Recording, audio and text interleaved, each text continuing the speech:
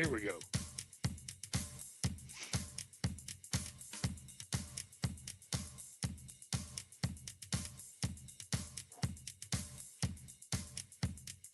Oh, Black Betty, bam lamb. Oh, Black Betty, bam lamb. Gotta get your shit. Bam lamb, gotta get your mitt. Bam lamb. Oh, Black Betty, bam lamb. Oh, Black Betty, bam lamb. Gotta get your shit. Bam lamb, gotta get your mitt. Bam lamb. Oh, Black Betty, yes, bam lamb. I Oh, said. Black Betty, bam lamb. Gotta get Yes, your shit. I Bam will lamb, gotta there. get your mitt. Bam lamb. I Oh, know Black Betty, you bam lamb. like Oh, it that Black Betty, way, bam lamb. Gotta but get you your shit. don't Bam know lamb, gotta what get I your can do. mitt. Bam lamb. Oh, Black Betty, bam lamb. Oh, Black Betty, bam lamb. Gotta get your shit. Bam lamb, gotta get your mitt. Bam lamb. Oh, Black Betty, bam lamb. Oh, Black Betty, bam lamb. Gotta get your shit. Bam lamb, gotta get your mitt. Bam lamb. Oh, Black Betty, bam lamb. Oh, Black Betty, bam lamb. Gotta get your shit. Bam lamb, gotta get your mitt. Bam lamb. Oh, Black Betty. And then it went silent. I want to thank you, Dune.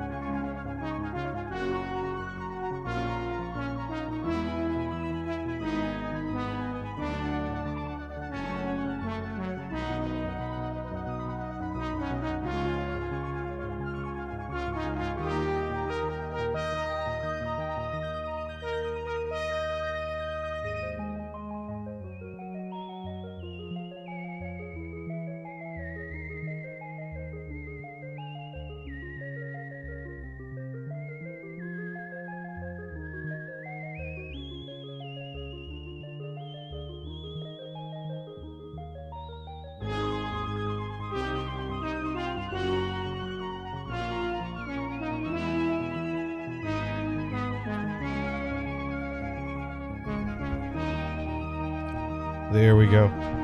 It's everyone's favorite synthesized music for plants. Plantation. No, I'm not kidding. That was an album called Plantasia, which was synthesized music for your plants. But I'm here. Brian's here. And Mars texted me like 10 minutes ago that he won't be here. But that's okay. Because I'm here. You're here. And I'm not hacking and coughing and a miserable mess this Yay. week. So there's that. Although I don't think we have the like last week. Mod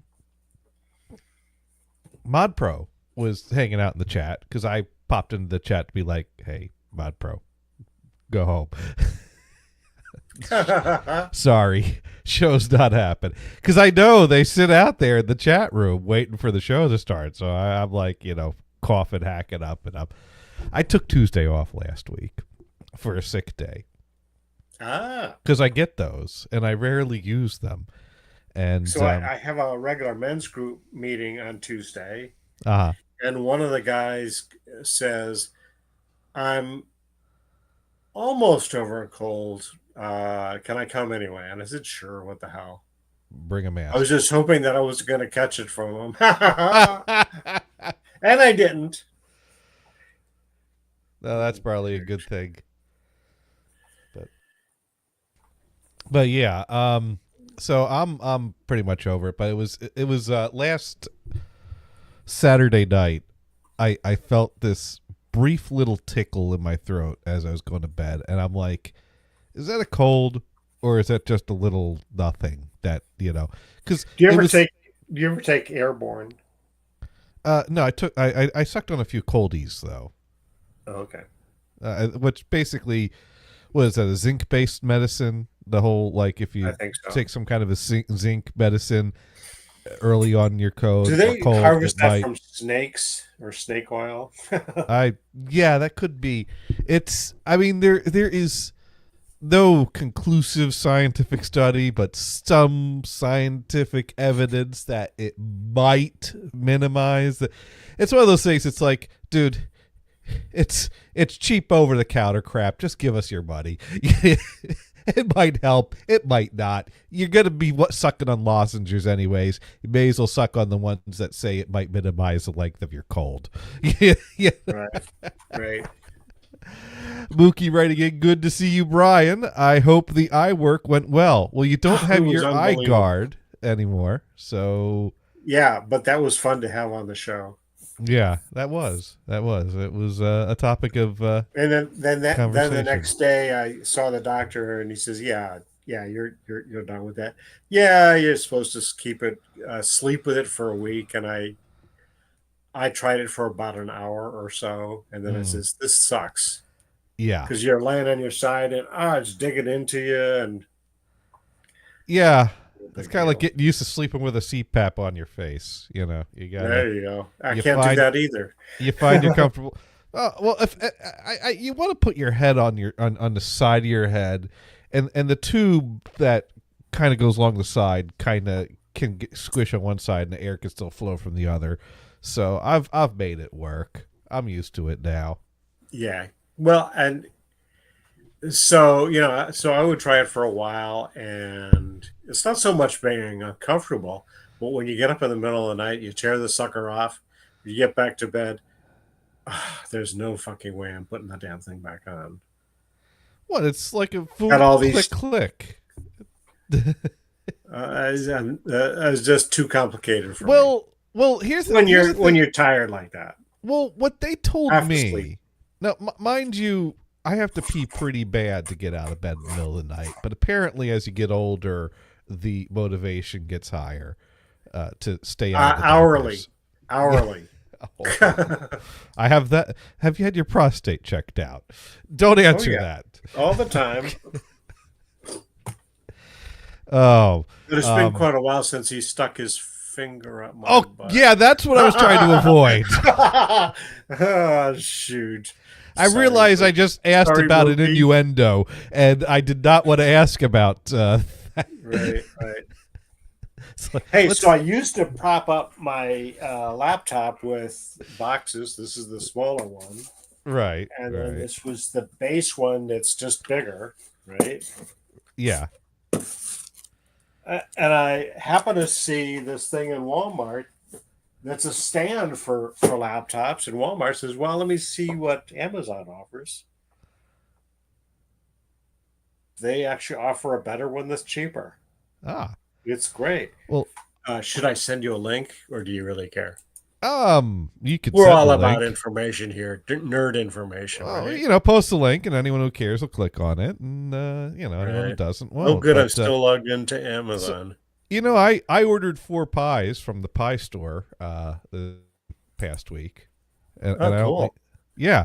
Well, I figured I have ideas for projects. I don't quite know what pies exactly I need, but I know that the Pi 3 is quite a capable device, and they're still pretty cheap.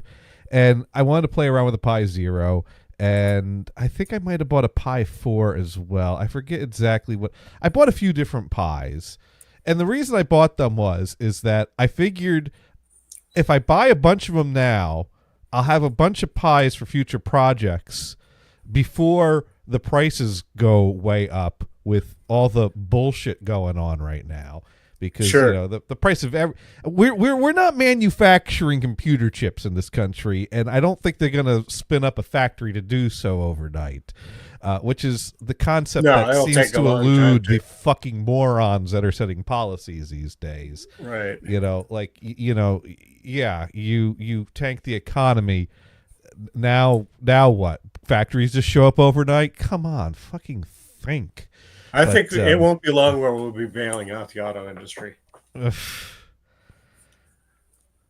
Which one are we going to close this time? Because we lost Pontiac last time. I don't know. I don't know. I think it's just a flat out bailout. Well, that's what. And I'm not sure. And I'm not sure which company is going to get. Chrysler won't be because they're owned by Fiat now. Yeah.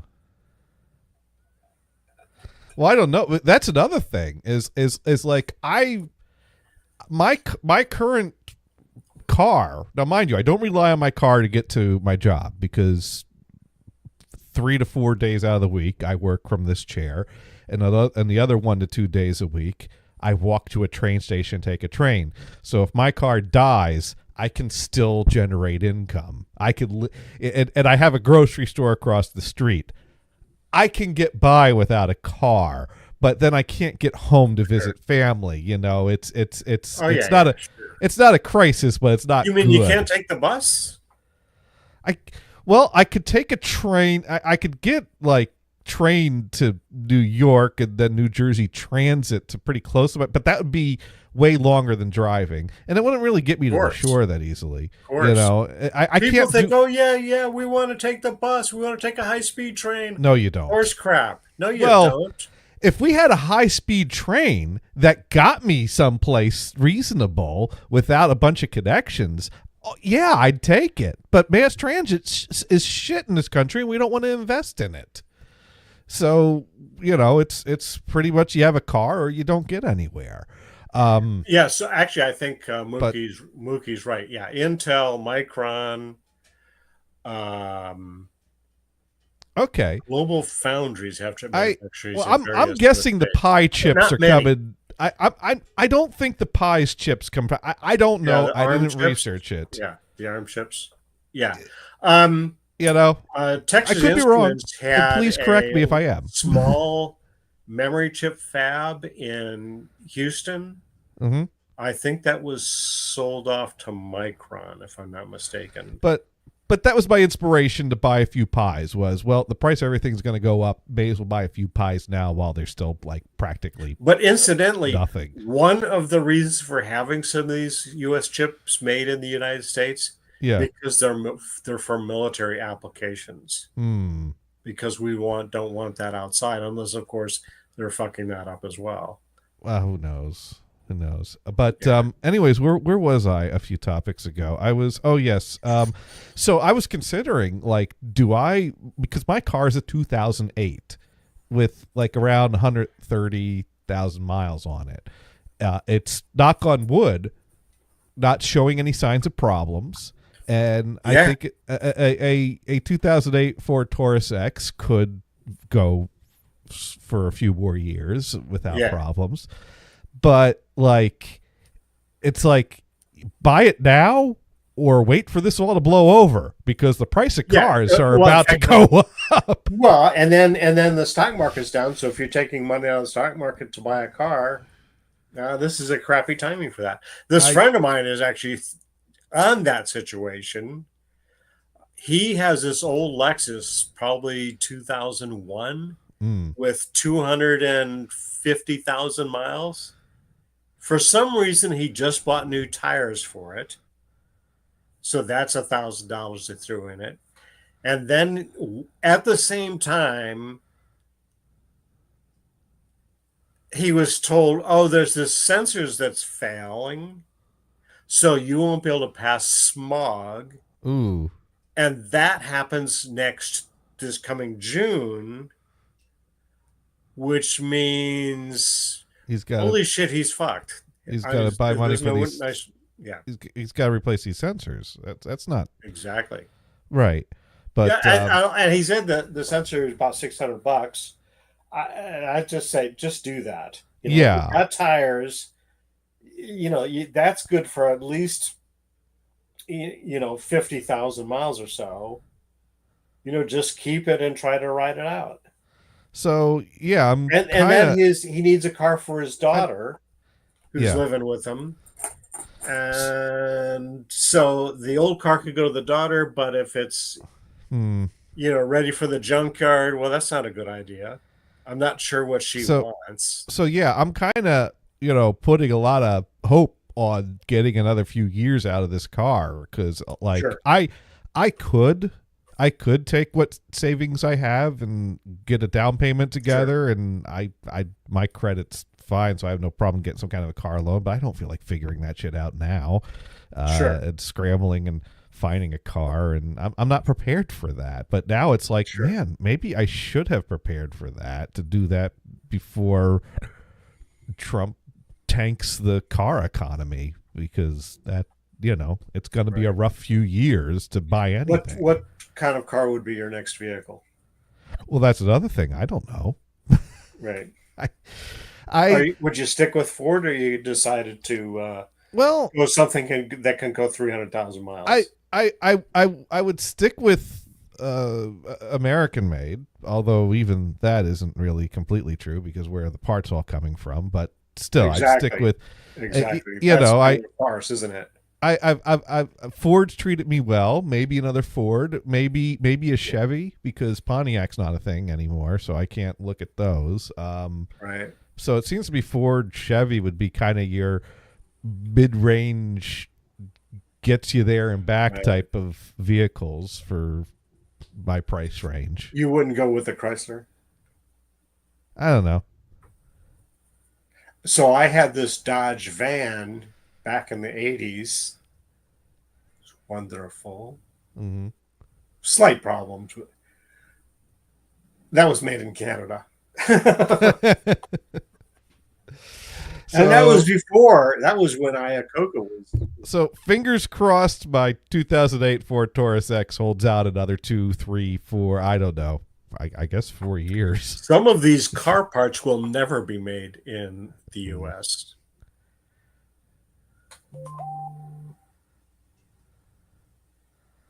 Oh, there you go, Moki.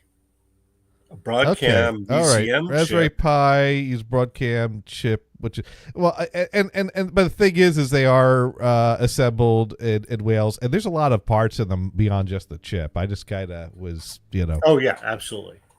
yeah, it was not meant to be a researched and fact checked comment. It was more of a thought of whimsy. I mean to buy these pies.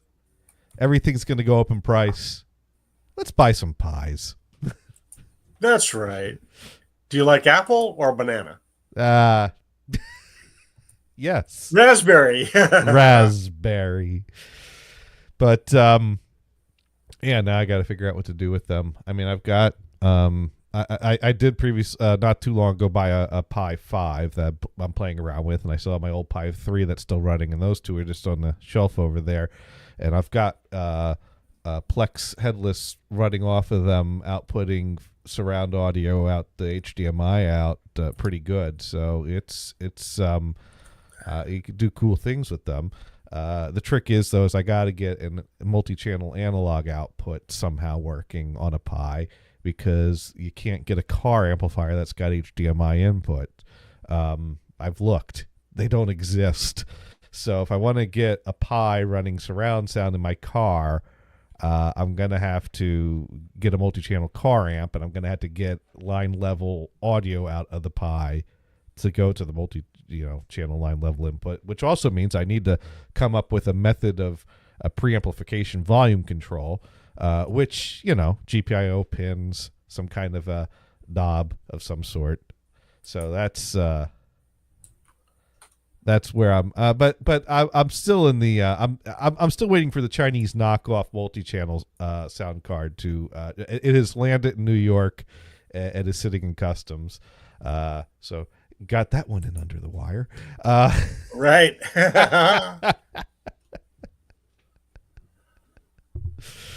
Yeah, but that's not what I'm here to talk about. What am I here to talk about?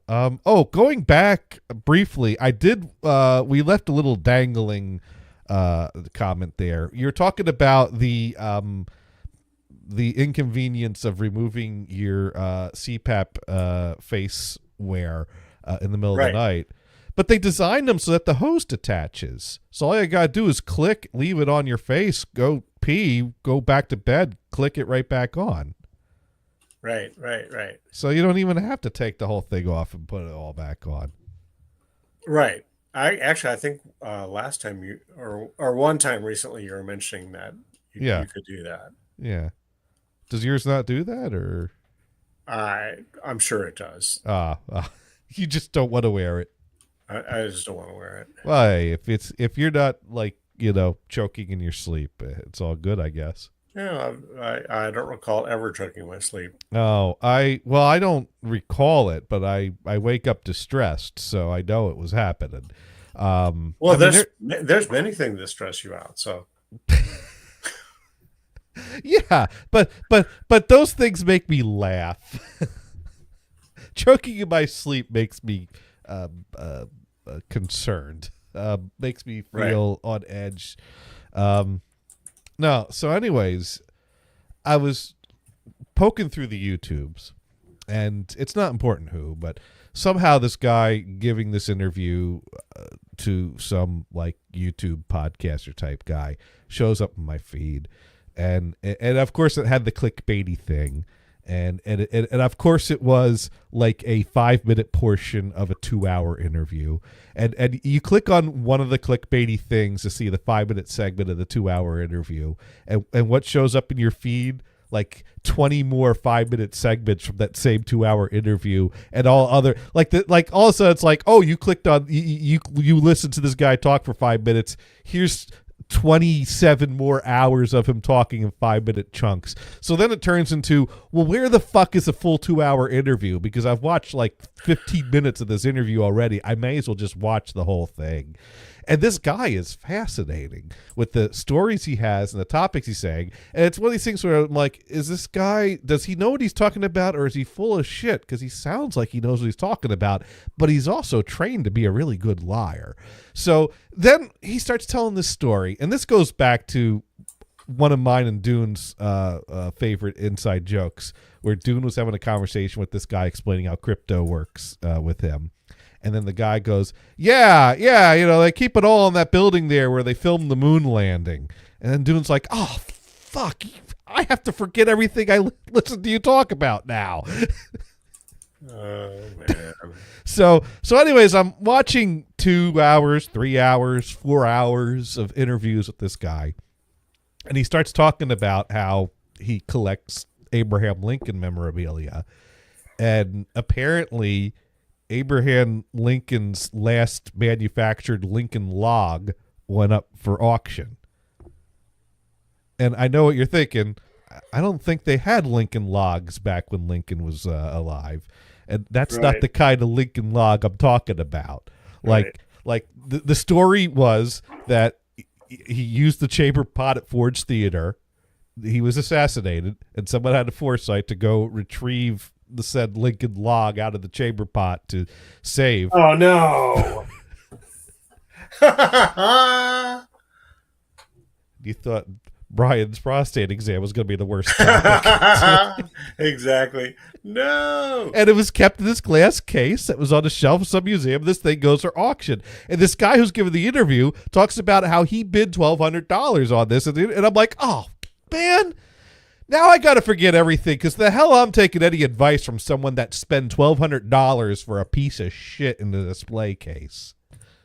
Oh, and it had a piece of grain of rice sticking out of it, which is consistent with Abraham Lincoln's last meal being chicken and rice. So that totally checks it. Although the reason he was telling the story was because he was outbid. The Lincoln log sold for $5,000. And the winning, the person who won it had some like testing done on the sample to try to authenticate it or verify it, because this wasn't quite, verified or proven. So he spent $5,000 and then tried to prove it. And they did a little test on the sample, and they found trace amounts of Necco wafers in said Lincoln log, which that doesn't sound right. yeah, no, that was not an available candy in Lincoln's time. So either Lincoln was time traveling to the future to buy Necco wafers, which I think is the worst reason to time travel, or that was just someone else's fucking turn. Which means someone took a random turd, put it in a display case, and labeled it as Abraham Lincoln's last turd. Who does that?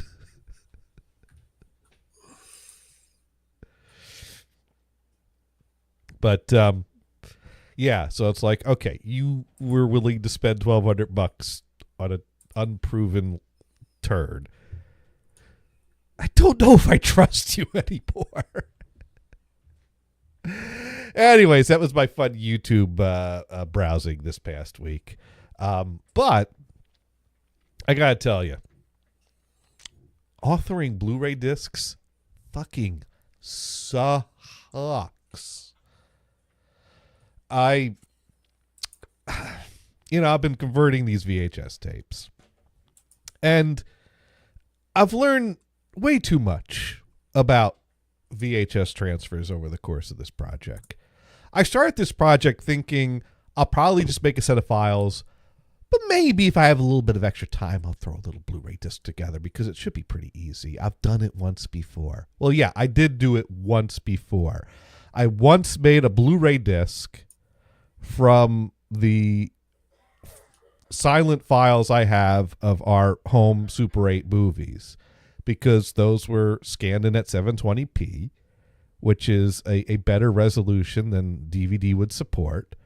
And I had a software called DVD Architect Pro 5.0, which I figured should be easy to use because I used to use CD Architect to burn CDs back in the day. Remember CDs? They used to have these thing called CDs. Yeah. But yeah, so I had DVD Architect, and DVD Architect at some point they added the capability to do Blu-ray, but they continued calling it DVD Architect instead of naming it Blu-ray Architect or DVD Architect and Blu-ray 2. It's still just DVD Architect. So I had that installed from when I did that, and it was a pretty straightforward project. I just had about 12 reels of film, threw them into there, slapped up a little menu, hit the burn button, and off I was. So I thought it would be that simple. Well, hang on. Because my thought is that it would be easy if you're happy with DVD quality for VHS conversions, then you could put DVD spec files into a Blu-ray author and just make it a really long Blu-ray disc.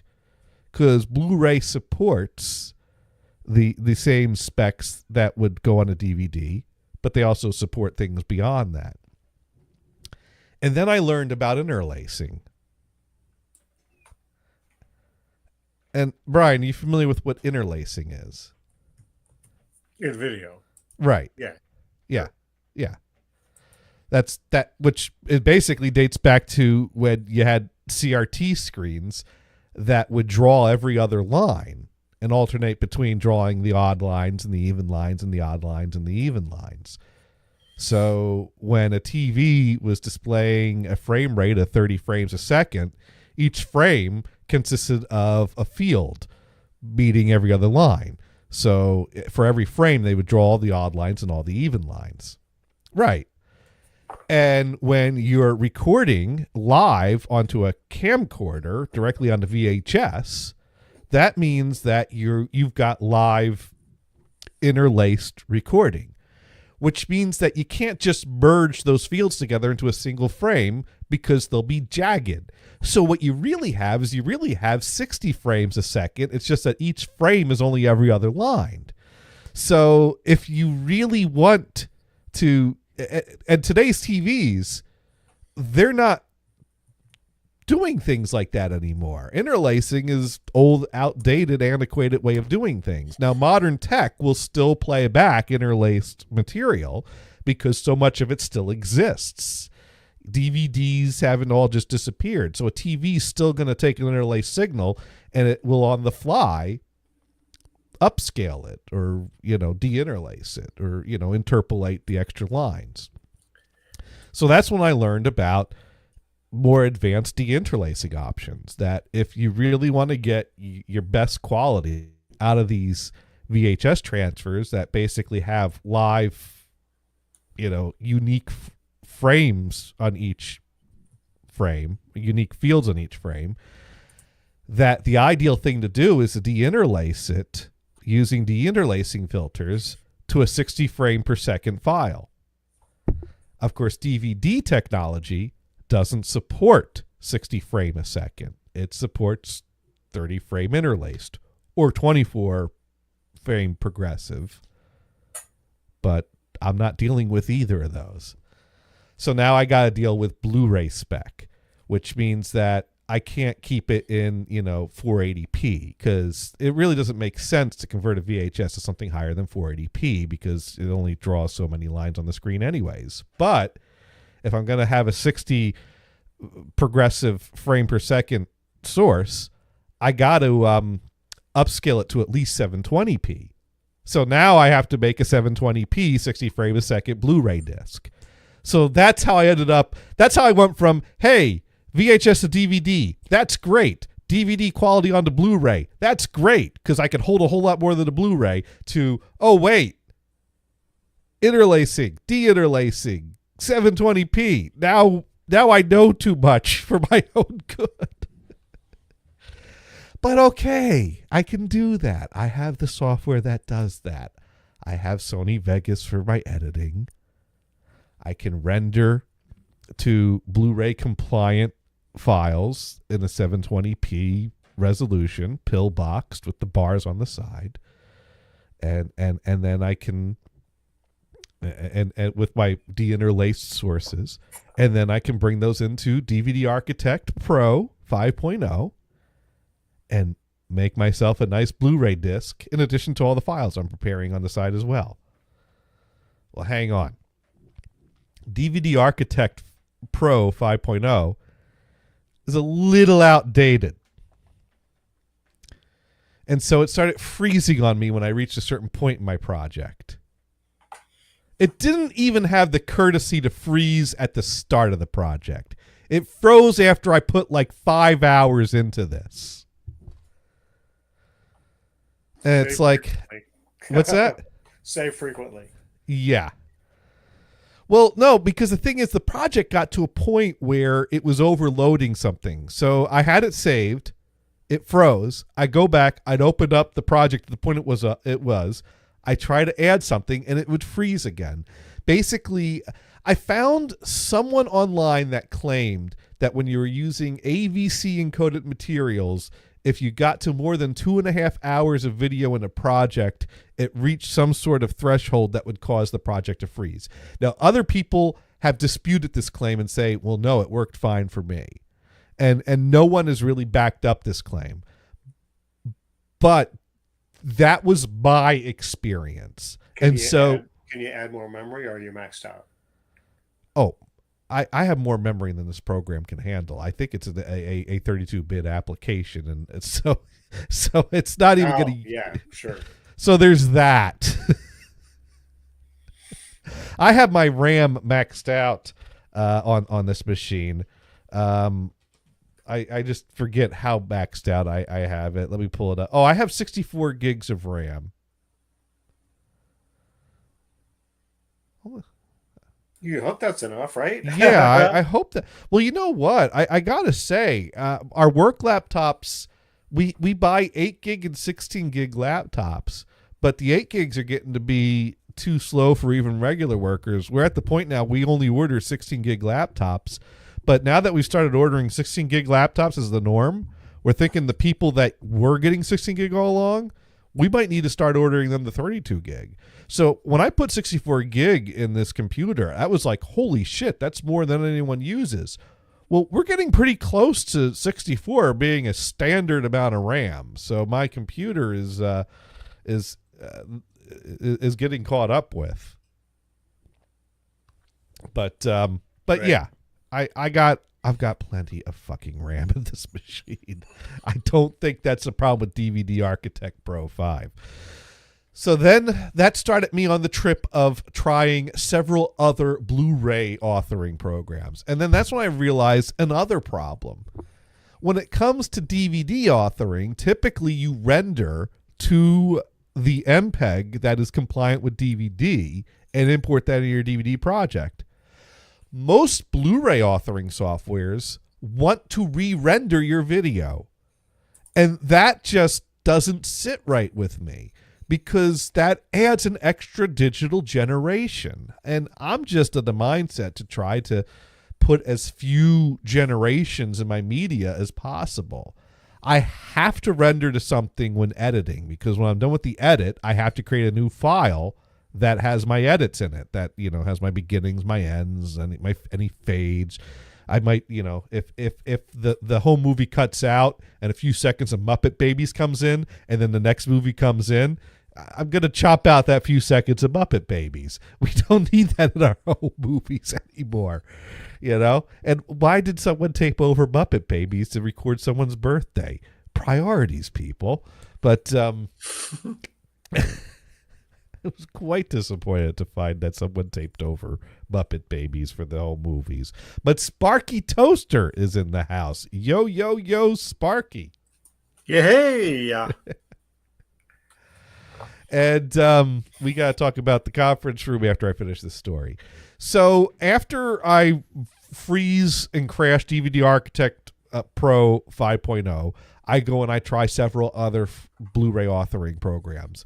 Someone even recommends one to me. They're like, well, tell you what, there's a package deal. They're blowing out the old versions for like, you know, for $40, you get SoundForge Pro 17, which I've been running on SoundForge Pro 10 for fucking ever. So like, oh boy, an updated SoundForge Pro and an official copy rather than the pirated version I've been using for years. And I get an official version of Vegas Pro 21.0 instead of the pirated version of 13 I've been using for years. And a version of Magic's Movie Studio 2024 suite, which has Blu-ray authoring capability. So I'm like, all right, I'll pay the $40. I get an official version of Vegas, so now I can be editing without the guilt. I get an official version of SoundForge, so now I can do audio stuff without the guilt. And I get Movie Studio 2024, which can take a project. And Magic's Movie Studio 2024 is one of these like jackknife, we do everything type program. It's an editor.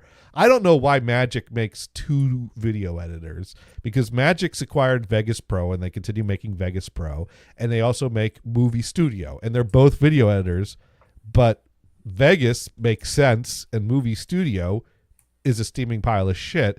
And if you go and you try to make a Blu-ray with it, I can't even figure out how to fucking navigate laying out a menu. And Magic Movie Studio will only re-render.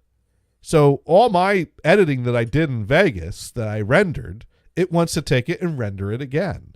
And it's like, well, it's a waste of time to render everything twice. It's a waste of, it's inefficient. It adds an extra digital generation. I don't want to do it. Now, I guess someone could go, dude, just use it as your editor and then burn the Blu-ray and all in one step. But I don't edit with that. I don't know how to. I like editing in Vegas. I like rendering to my ready to deliver to a Blu-ray disc format. but no one wants to let me do that. So I bang my head against the wall of several different pieces of software. And finally, I'm like, okay, this is all shit. The only thing that ever made sense to me for authoring a Blu-ray disc was DVD Architect. What could I do about the freezing problem? And so I Googled it and asked AI about it. And that's when I found out, well, DVD Architect 5.0 wasn't the last version of DVD Architect. There was a version 6 and a version 7. I haven't found a working torrent for version 7, but I did find a download for DVD Architect Pro 6. And I downloaded that, I installed that, and I'm happy to say that one doesn't crash on me. However, I have a few problems I ran into with it. First of all, some of my files didn't render right. And if any of my files had an error in the rendering that I didn't catch, it would cause DVD Architect would crash out when trying to create the Blu-ray. It wouldn't crash out when importing it. It wouldn't crash out when checking things. It would crash when I go to create the Blu-ray. And then when it would crash, it would tell me the generic name that it gave the new file it was creating. It didn't tell me the name of the original file it crashed on. And when it crashed, it would delete the temporary folder. So I can't even go in and check what the file is that it crashed on. So I actually got to a point where I had to start creating a disk, find the temporary folder, and remove the modify permissions from the folder so that when the application crashed, it couldn't delete the folder. And then I can bring up the last file it created, open it up in VLC, and see which video that I rendered it was crashing on, so I can go back, re-render that, and try it again. Sparky asking, do things get degraded when they get re-rendered over and over? Well, it ain't the same as like dubbing a tape to a tape to a tape to a tape. That you're definitely going to get noise at each time. But yeah, every time you make a copy of something, error exists. I mean, I guess when you have a computer, you got error correction, so things are bit perfect. But when you're rendering video, like I capture the VHS at a lossless compressed video file, which is fucking huge, way bigger than it needs to be because it's getting the full picture every frame. And when I render that, it puts a compression on it. It puts a high quality compression on it, so it still looks great and looks like a Blu-ray looks. But yeah, I'm compressing, and that's fine. I only want to do that once, because if I compress it and then I run it through another process that's going to compress it again,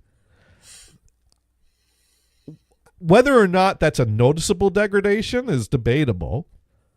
But why even test it or worry about that if you don't have to? I just find it's best practice to only render as many times as necessary. So anyways, which was another thing, because DVD Architect makes you pick render settings when you set your project. It doesn't tell you up front that it's an option to not re-render. It's only when you lay your things in that you go to this optimize section that shows you whether it's required to re-render or not. And if it's not required to re-render, it'll by default not re-render. But it's not obvious. You have to learn that or know that. Brian, you're fond of the saying, it was hard to program, so it should be hard to use. Right. Well, here's my line. It should be idiot proof. Why? Because I'm an idiot. That's better. So here's my big gripe with DVD Architect Pro 6.0 this week. So while I'm rendering these videos, the way that Blu-ray tends to work is you render your video separate from your audio, and then they get married together in the Blu-ray creation. And I was rendering the audio to WAV files. Now, Blu-ray supports WAV, but Blu-ray also supports Dolby Digital. And it's fairly normal or standard, even with a stereo soundtrack, to compress your audio to Dolby Digital for a stereo soundtrack. It saves you some space. And so for the quality of audio I'm dealing with here, this is not, a Mobile Fidelity Sound Labs Gold CD 24-bit remastering, Gain 2 technology. This is a stationary microphone on an old camera that captured the sound in the room. It's Dolby Digital will be fine. So I thought that I would set it to render that to Dolby Digital. So when I was doing my rendering, I had the option to render to stereo wave or mono wave, which would then in DVD Architect I'd set to re-render to Dolby Digital, because Vegas doesn't have an option to render to Dolby Digital. So I decided, well, it would make sense to render this to mono wave. Why? Because it's a mono soundtrack. Yes, VHS had a stereo soundtrack on it, but it was dual stereo. It was a single microphone that just recorded the same thing on both stereo tracks. And if you have noise or discrepancy on the two tracks, it makes sense to mono sum. I mean, it's kind of a common knowledge among audio that if you're going to listen to a mono record on a stereo setup, you should throw a Y cable into the mix to mono sum your signals, because that kind of sums the signal and decreases the signal to noise ratio and improves the sound, especially if your record's old and a little beat up, which a lot of mono records would be. So I'm like, okay, I'll render to mono wave, which acts as my virtual Y cable before I go to Dolby Digital. And that's why I did that without researching or checking if mono wave was a valid Blu-ray compliant medium, because I wasn't intending it to be my final medium. But I think you see where this is going now that I mentioned that, hey, I did this thing that's not Blu-ray compliant, but was perfectly fine if I was going to go to something else. So I import my files into DVD Architect 6, and it tells me that I am within the limit.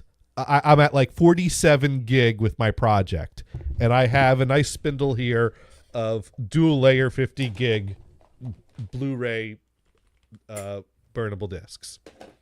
All right, great, 47 gigs, and it's compliant. And I pull up the Optimize and make sure that it sees all my videos don't need to be re-rendered. And it says all the audio files don't need to be re-rendered. It basically, DVD ProLab is saying, hey, cool. Mono wave files, these are compliant. These do not need to be re-rendered. And you're within the size limit of your project. You can hit the go button now. So I'm like, well, why render to Dolby Digital if DVD Architect's telling me I don't need to and I'm within my size limit? I may as well just leave it wave. And so I hit the go button and deal with my video rendering problems and the temp folder stuff and all that stuff I was talking about. But then after I cleared it up, I hit the go button and I get a working disc. And I'm like, woohoo. And I open it up and I test it. I hit the play button and I have silence. No sound. At least it's compliant. I had no sound because the mono wave files I was using were not compliant. And so, yes, I chose to try to author with non-compliant audio files. But in my defense, DVD Architect did not identify this as non-compliant. And so that is a point where I say DVD Architect was not programmed to be idiot-proof. It should have identified that audio as non-compliant and forced a re-render on that component. That is what it should have done. Now, maybe DVD Architect 7.0 does that. I don't know. I couldn't find a working copy of that, but 6 doesn't.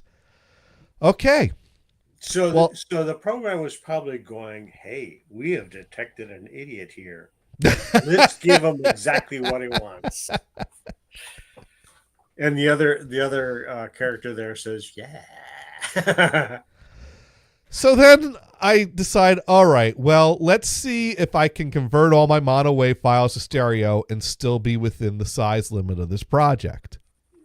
So I do that. I open all my wave files. I rechannel them to be stereo by doubling the mono soundtrack. I save them. I bring them into the project. It says I'm at 48 gig. which is still under the 50 gig limit. Perfect. Create my ISO image. Test my ISO image. It plays fine. Open up my ISO image burn and go to burn a disk. Well, it turns out that the 50 gigabyte size limit or capability on a Blu-ray disc, a dual layer Blu-ray disc, is a rounded up estimate. It's actually something like 47,000 something blah, blah, blah, blah, blah. So my silent one was small enough to burn a disc and make a coaster. But when I created stereo wave files, I went over size limit. And again, DVD Architect said I was under the size limit. In fact, you could set it to go by percentage instead of size. It says I was using up 98% of the size limit to fit it on a disc. So DVD Architect is not estimating the size limit correctly to the exact byte to burn a Blu-ray disc. So I ended up having to set it all to render to Dolby Digital anyways to save some space and get it all under the limit. So that is this week's gripe with video editing software.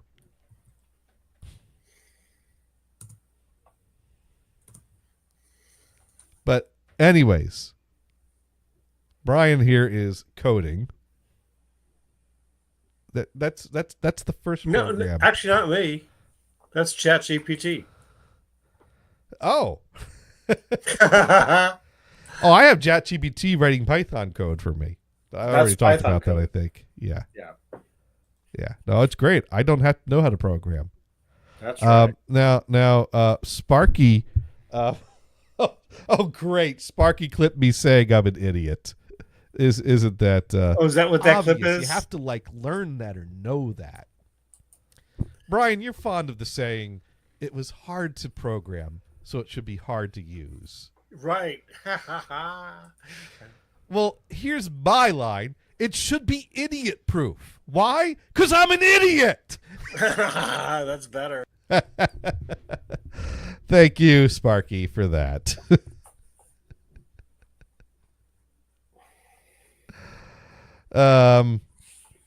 So anyways, that was my the point is, though, after much pain and suffering and gnashing of teeth, I have finally come up with a working workflow to create a Blu-ray disc with my process. So, by the way, I was in Wikipedia earlier. I went down to a reference and I clicked on it, and it showed me briefly what it was supposed to be, and then it popped up with the Am I a Robot?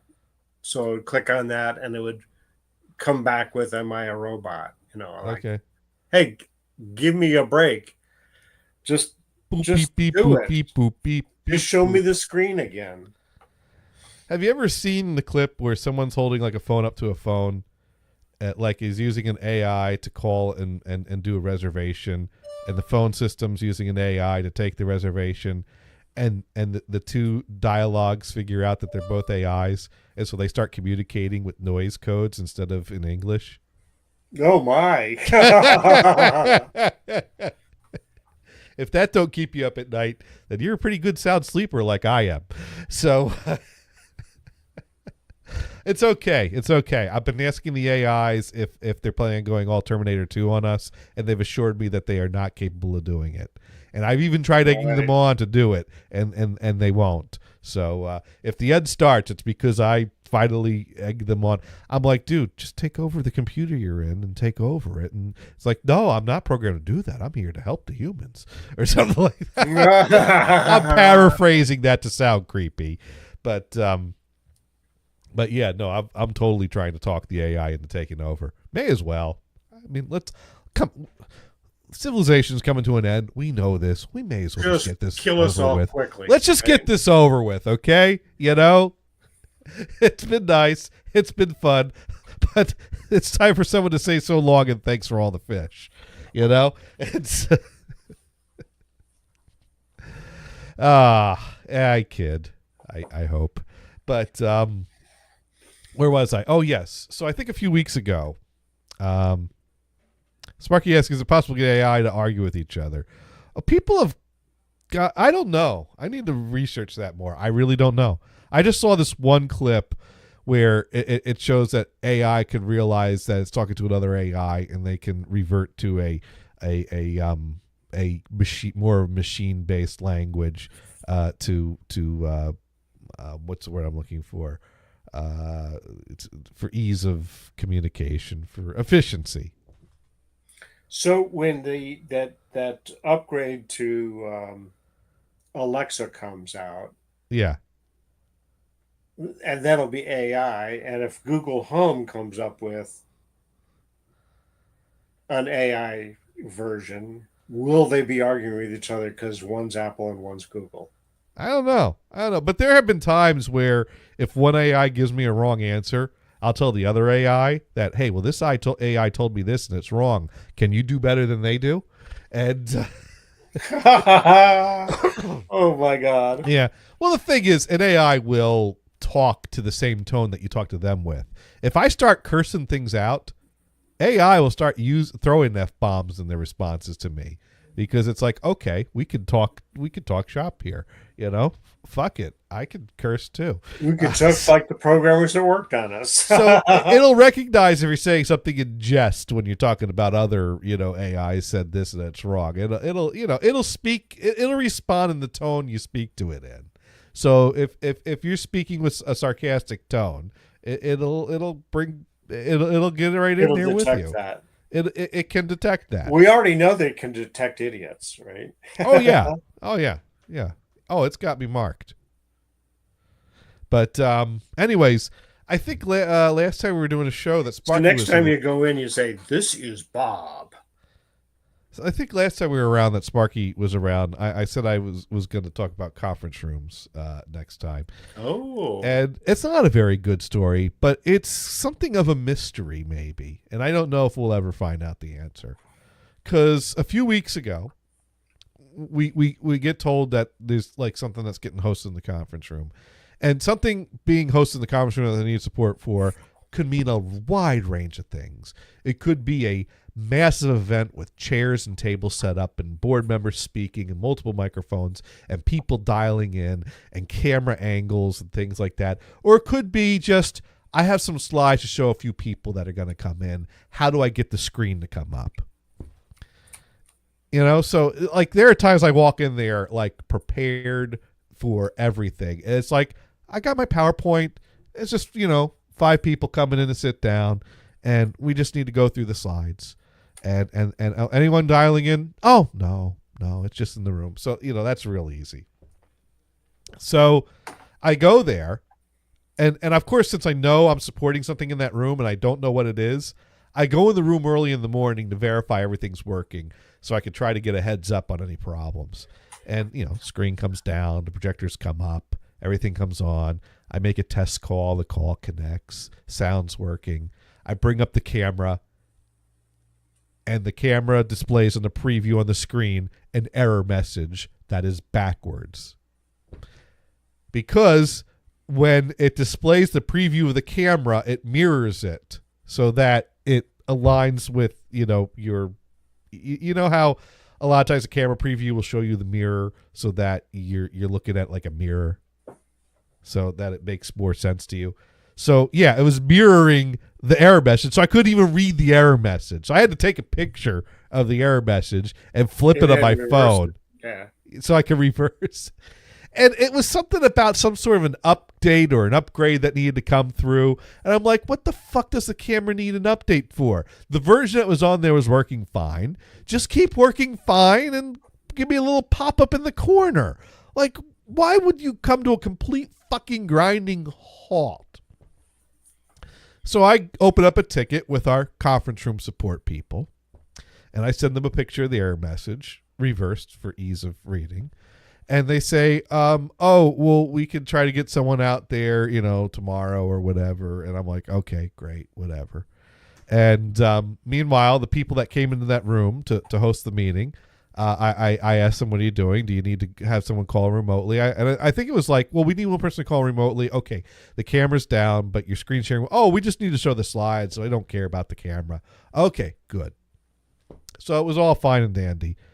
And I had to have this. And then also, this company started this new thing that now, like, twice a year, they send someone in to update all the software and firmwares on all our devices over the course of a day. It used to be that their line of logic was, if it ain't broke, don't fix it. Because I think this is something where, here's the problem. A company will go out there and update everything, and then at some point, if you do that, if you're in the regular practice of regularly updating things, inevitably at some point in time, you're going to create a problem. You're going to run into a situation where a room was working fine, you walked in there, updated a bunch of things, and some update didn't play nicely with something, or some update had some sort of a bug that wasn't caught before they rolled it back, or some compatibility issue comes up, and basically you have now created a problem that didn't exist if you had just left it the fuck alone. And so that results in companies moving to a mindset of, don't update it unless there's some reason we need to. When it stops working, but then the problem is that now you have a bunch of things that are falling behind or out of date. And anytime there's a problem and you come in and something doesn't work right and you reach out to the manufacturer for help, the manufacturer comes back and says, well, is everything updated to its current? And the manufacturer they don't want to talk to you. They want to give you the time of day until you update everything to the current firmware and current version. Like, we're supporting the current version. I don't give a shit about that 3-year-old version you're running on. So what you say when this is, yeah, but if it don't broke, don't fix it. Yeah, but we broke support. Yeah. So what that means is every time you have to support a problem, you now have to spend multiple hours up, because usually there's like multiple pieces of equipment, each with their own firmware. So now troubleshooting a problem involves multiple hours of downloading and applying updates just to get everything current before you could even call support and ask them for help. So at some point, when you run into your support process being slow because you're always fucking updating things, then you get someone going, well, why don't we go out there twice a year and update everything and keep everything current so we can support these things without having to spend hours updating things all the fucking time.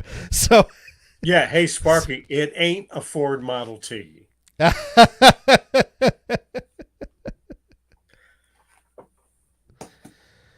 Yeah.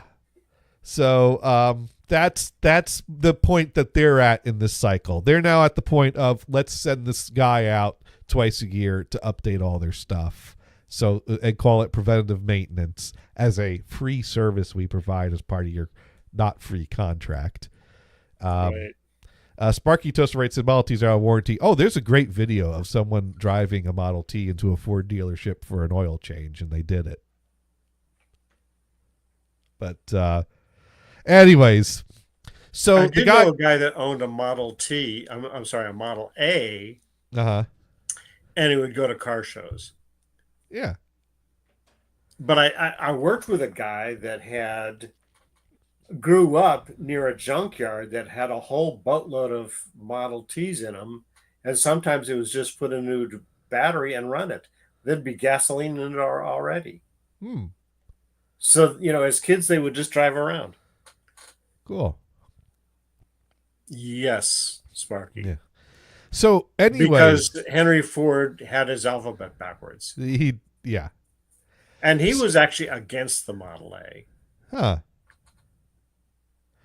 So anyways, point is, this guy came out to do all this preventative maintenance, and while he was here, we had him look at the camera issue in the in the big conference room. And so what he figures out is that when we pull up the camera, it's not showing us the camera. It's showing us the cable box. And the cable box is requiring an update. And they don't support the cable box because that's not theirs. It's like Comcast or whatever TV provider we have for the cable box in the room. And so we had to call the cable company to come out there and update their equipment or change out the box or whatever. Mind you, the thing is, though, is that, and the thing that he did have to come back and fix was that all the inputs are set wrong because it shouldn't be showing us the cable box when we go to bring up the camera. So the question is, how come the room was bringing up the cable box when we selected the camera? That and no one can answer that question, because I know the last time we had a camera problem that came in and fixed, and they worked on the room. When you selected camera, it would bring up camera, but at some point, the input changed, and I don't have access to go in and change that shit. I wouldn't know how to, even if I did, and I didn't have them out there to look at things. So why did the room settings change that when we set camera, it showed us the cable box? But no one can. All they can do is fix it and set it back to the right input. So now when we select camera, it shows us camera. But that's what I want to know. I want to know, why did the room change the input settings? Was there some sort of default state that it reverted to? Was there some sort of update that was pushed out? Did someone come out to fix something else and we didn't check the camera when they finished up the work and we just didn't notice it? I don't know. Sparky saying the update did it. That could be, but that was before he put the update in, though. So that's what happened in that room. Somehow something caused the input to show the cable box, which happened to not be working, which makes me ask the question that I've asked several times. Why in the fuck do we have cable in the conference room? When do we ever watch TV in that room? What work-related purpose do we have to watch TV in that room? The only possible work-related reason we could have is that our company does have an investments team, and they do keep an eye on investments reporting and things like that. The CNN business channel is always on in the kitchen, because usually they're the people that are there every day and they set the TV channel. But I don't think I've ever seen them go into the big conference room and bring up the CNN investments channel on the big screen. Sell. Sparky wants to know how the phones are working in the conference room. Well, they're not phones per se. They're really basically computers that tie into Microsoft Teams. And Microsoft Teams has the ability to make phone calls. So that's what it is. So you're using voice over IP then? Right. We're basically we're using Microsoft Teams video conferencing equipment. These equipments are running Windows under the hood. Like, you go into the settings, it brings up a login screen to log into a Windows 11 desktop. So it's basically a very stripped down Windows 11 desktop that's behind the TV screen. The speakerphone's a peripheral that connects to the computer that's behind the TV screen, that has microphones and an LCD touch screen and speakers into it, and it makes a Teams call. And Teams has the ability to have dial-in numbers that people can dial into, but that's what it is. No. In fact, we got rid of our desk phones for the most part. We got rid of our traditional phone system. And all over the company? Yeah. Well, the thing is that a lot of office, that's the direction a lot of office moves to, is they're moving away from desk phones and into, your phone extension, your phone number being tied to some sort of a Microsoft product. It used to be Link. Again, or Skype for Business. Teams is the current product. I think Link might still exist, but Teams is the more current one. So yeah, all our phone numbers and phone extensions were ported over into our Microsoft Teams environment, and everyone has a headset. So you could just, link a headset to your computer and join your Teams calls, or place landline calls, or take calls. And we have the voicemail system that will basically deliver a audio file attachment to an email that you receive when someone leaves a voicemail for you. Now, these systems do have the option for a desk phone, because you do have, if the CEO of the company wants a desk phone, you find a way to get him a desk phone. And so we have a small number of these phones. They look like phones, but they're basically just a computer with a phone receiver. They're basically a computer that looks like a phone. It's got a touch screen, a dial pad, a phone receiver, but it's a network voice over IP phone, and you sign into your Teams login on it is how it works. So if someone raises up a fuss and says, I want an old school telephone on my desk, we can give them one of those. But we only give those out to people that ask for them. Most people get a headset and use their headsets, and the majority of calls are Teams conference calls that are set up. Occasionally phone calls are made. Now, of course, a lot of people in certain departments that need to be making phone calls on the road still have company iPhones in their pocket. So those are used as well. Use Teams to order a pizza? Absolutely. Teams makes landline calls if you got it tied to your...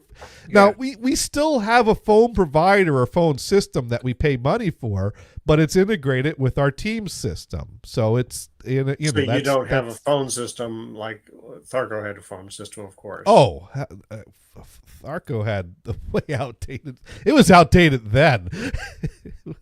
But it replaced a thing that was way outdated. And I think the older folks would still call, well, I'll leave a dial. That meant left a message, because the system was the dial system. Now, fortunately, that was gone when I started. Sparky writes in, there's no PBX cabinet or box in the computer room anywhere. There may be an unused one. The old phone system, when I started there, may have used it, but at this point, there's nothing like that for a phone to tie into. The phone is basically a stripped-down computer that signs into your Teams profile. That's where people's extensions ring to. That's where our phone numbers ring to people's Teams profiles.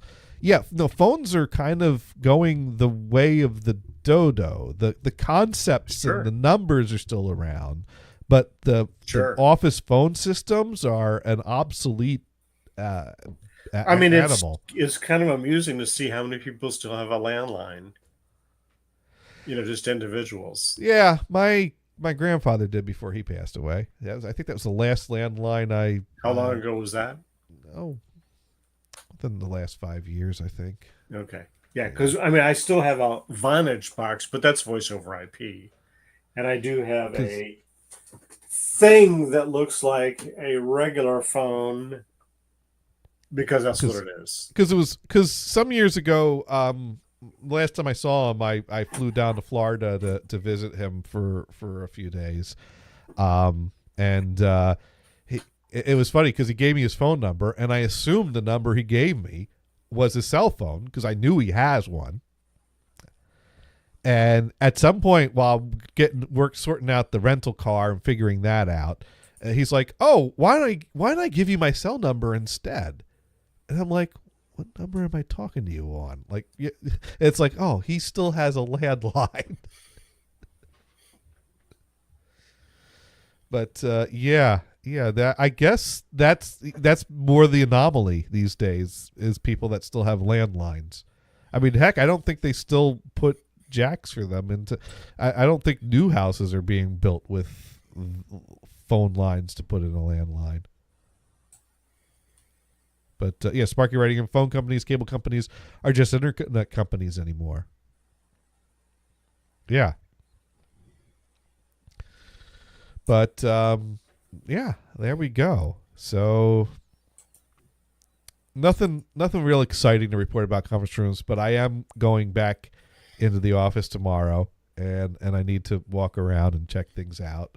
So maybe next week I'll have some more news to report. But after last week, I didn't even finish talking about being sick this past week, because Sunday night I had a little tickle in my throat that I wasn't sure if it was just a little nothing or it was something. And Saturday morning I woke up and I still had like a slight little tickle. I'm like, I better get like the cold ease with the zinc or the whatever, and see if I can try to knock this down before it starts.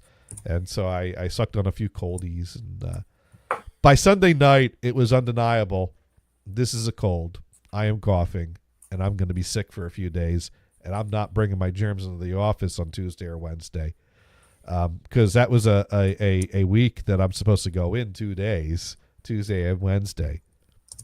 So, and I had my Fisherman Friends cough drops too, and my Dayquil and my NyQuil, because by Sunday night I was fine, just with a little bit of a cold, but I didn't have a problem sleeping. And then Monday I was undeniably sick. So Mondays when I had to, and my boss was out on vacation last week, so he's not around to cover for me while I'm sick. So I had to ask my coworker, be like, hey, can you go into the office for me and cover for me this week? I am sick with a cold, coughing everywhere. I don't want to bring my germs in. And he goes, yeah, no, I got you covered, which is good because I covered for him recently when he was sick. So now we're even Steven. So, Monday night, was it Monday night? I think it was Monday night. I go to sleep and I'm coughing like crazy and I had trouble getting to sleep. And so Tuesday morning, I didn't want to get out of bed and I was feeling the worst of it. So I was like, fuck it. I'm taking a sick day. I'm not working today. And then I worked for a few hours because of course I fucking did. Well, I did sleep in though. I basically woke up briefly, put into the chat room, I'm taking a sick day. I am sorry. I'll be online later. Okay. Feel better soon. Roll back over, got some cough sleep, managed to fall asleep through the coughing periodically here and there. So then, but I knew I had things I needed to do Wednesday that I needed to prep for. So then, I worked a few hours in the afternoon, and had to get that prepared. And then but I was able to work fine Wednesday, but I still stayed home. And by Friday I was 100%. I was 98% by Friday. So, although I had to do the grocery shopping Wednesday, so I went grocery shopping with a mask on to minimize the, coughing on people. Sparky wants to know how many sick days you get a year. You know what? That's a good question. I've seen different answers. When I started, it was 3. The latest chart that I was sent says it's 5. So I think they boosted that at some point. But I don't recall being told that they boosted it from 3 to 5. So I'm not sure where the new chart I saw came from. But I know I get at least 3. And I also know that if you don't use them, they go into your long-term disability bank. So all these years I've not been using sick days. I've been building up for something big. So, here's hoping.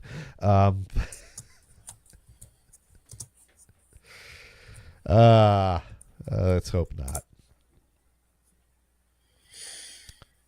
But so Brian, what's Sparky says go to HR, ask for a new copy of the rule.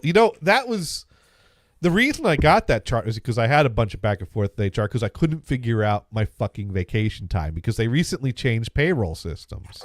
And the payroll system is where you go in to request time off and where it shows you time off.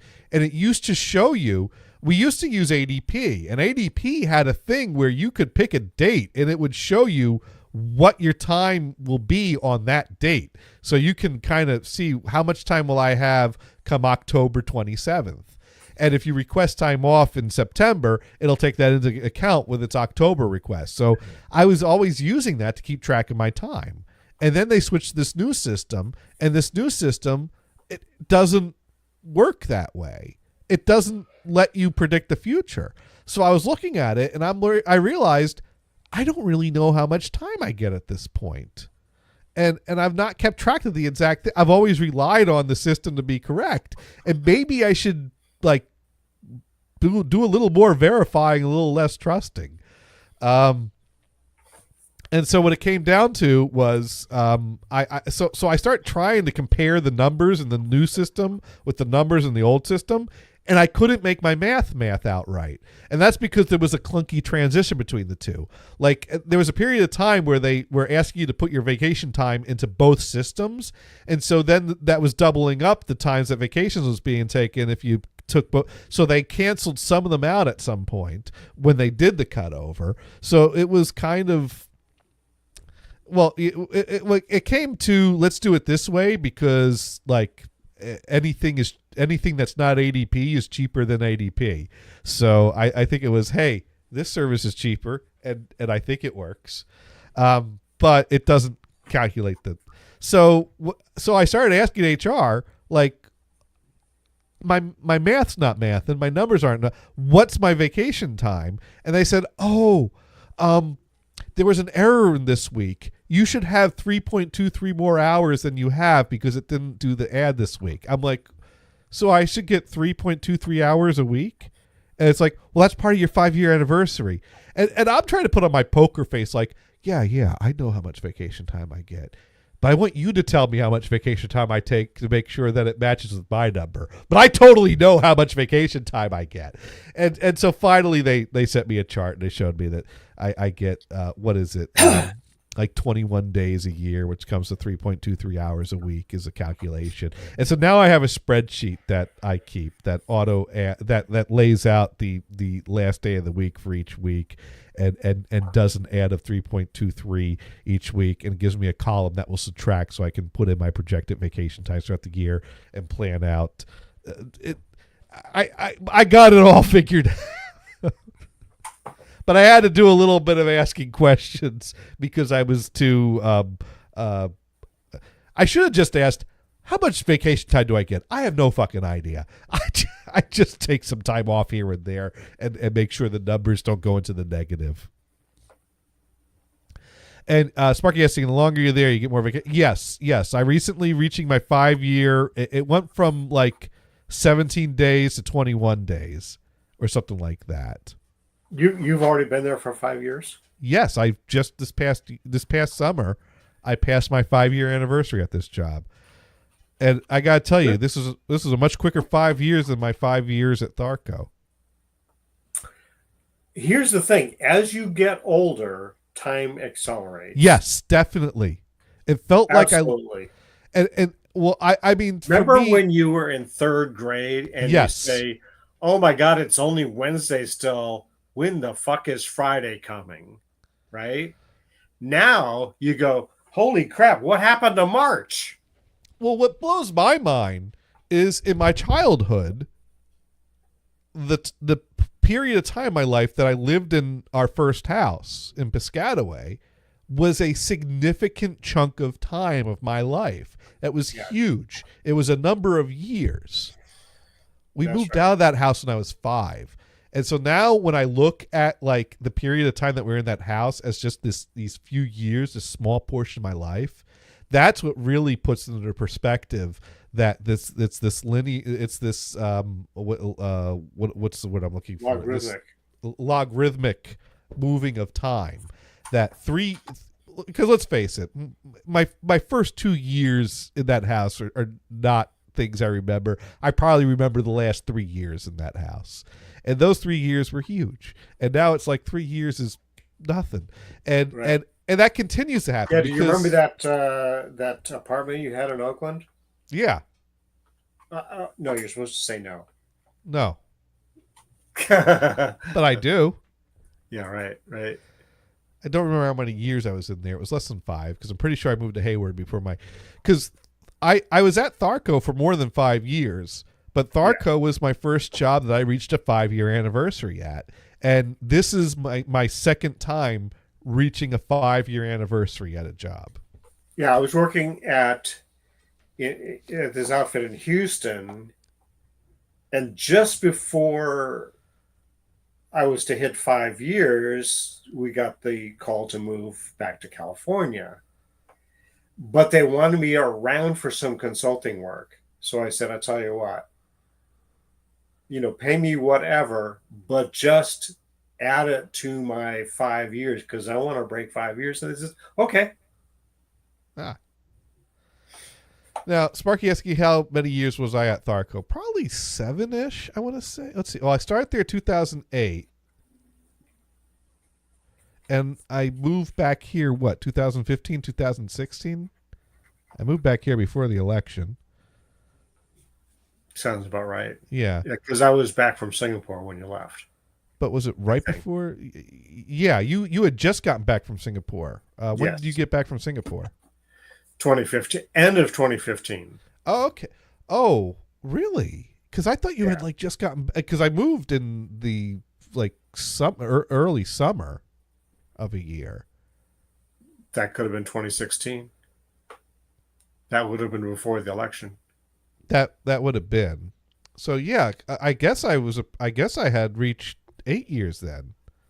Well, I guess no, just before 8 years, because I started the day after my birthday, and I moved back before my birthday, because after driving across the country, we stayed with Kristen's family for a few days, and then I drove down the shore for our 4th of July birthday celebration, and then I got up to Maine and moved into the trailer and got her stuff. And that all timed out good. So yeah, close to 8 years I was at Tharco, and that felt like a long time at the time. I mean, hitting the 5-year mark was a milestone, but it's Well, you survived the merger with Boise and then survived the merger with PCA. yeah. Well, those are crazy times. Sparky writes in, so between Tharco and current job, only 12 years. What have you been doing? Well, let's see. I moved across the country.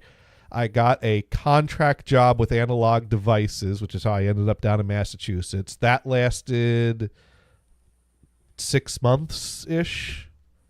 It was and then I got the job at Enernoc, and that was going great until it didn't. And then I got the job at So My how long were you at the current Internet? place. That is a question, isn't it? Let me 3 years or so? yeah, something like that. Less than 5. You know, the years all blur together that I really don't have answers anymore when it comes to number of years. It's like, yeah, a few weeks or so. Yeah, years, Right, weeks. right. What's the difference? But no, I could open up my resume and get some dates over here. Actually, is what I could do. Probably give me, I should ask AI what to do with this. It'll add some buzzwords for me to help punch it up. But yeah, I was Tharco from July 2008 to June of 2015. No, I moved out the summer 2015, but you were back. You were back in California that summer for a period of time. Maybe you were visiting. We did come back for a short time because we set up. So our renters had left Yeah. in the early summer or like June. So we did some fix up on the garage. We insulated so it could be usable more. So it wouldn't be freaking cold in the winter and it wouldn't be hot as hell in the summer. And that actually worked really well. The thing that doesn't work out, we added a small, what they call a mini split, HVAC system, and that's really never worked that well. I keep trying to get the guy that works on my regular furnace to take a look at it and get it working again, but I think they're incompetent. I'm going to have to find somebody else. So I guess it was luck and timing that you were visiting in California while I was getting out of the area, because I guess, because there's that group picture of us all at Papa Poncho's because Gothard had come to help me move, and so we were all hanging out there. You, me, Mars, Chris, and Gothard. We all went and got some burritos at Papa Poncho's. So yeah, then I worked at Analog Devices for almost a year. It felt like I was only there for like 6 months, but I worked there from September 2015 to July of 2016. So yeah, almost the whole time you were a contractor, though, right? Right. I guess it was. I worked 2 6-month contracts, and I bailed. Oh, okay. I bailed before the end of the second 6-month contract. Do you think they would have hired you on for another contract? Maybe. Because some companies, after 1 year, you're gone forever. eBay does that. Well, let me tell you about a guy named Dave. There's a guy named Dave's Dave. not here. Yeah, he was also blind as a bat, which made it really difficult to drive. He, I think he also needed cataract surgery that he kept putting off. And then he almost ran someone over one day on his way into work. And then he got his cataract surgery scheduled. But he had been a long-term contractor that kept getting renewed for like 5 years. And HR or the legal department kept saying, like, we got to stop renewing him. But Analog Devices was always very focused and controlled over their head count. Head count was a big deal for them. Sure. And that's the and that's the job that I backfilled someone that was fired for sexual harassment that they never really proved was him, and the people that work with him think it wasn't him. But I've told that story before. I don't need to dig into that one again. But Warhawk, Redding, and Dave should have went to Damon's driving school for the blind. Oh, God. Hey, Damon, just in case you're watching. Yeah. But no, so but when they fired him, that freed up a head count that they gave to someone else in a different department. So they didn't want to backfill his job with another full-time hire. So I came in as a contract, but I knew that this was just a temporary move to get something full-time. So, I kept basically saying, look, if you want me to stay, hire me. Otherwise, I'm job hunting elsewhere. And my boss liked me. He wanted to bring me on, but he had no control over that. And really, the problem is that they were looking into what would make the most business sense financially for service desk support. Because at some point, they fired the majority of their service desk back a few years ago and outsourced level 1 to an offshore team. So any tickets I got that I worked on, they were forwarded to me from the offshore team, because if people needed support, they didn't call me. They didn't come talk to me directly. They called a phone number, talked to someone offshore who would try to help them, open up a ticket, and if they couldn't solve the ticket, they send a ticket to me and Dave. And me and Dave would pick up the ticket, or our boss would throw the ticket directly. Did you ever talk to these offshore people? No. Oh, okay. No clue who they are.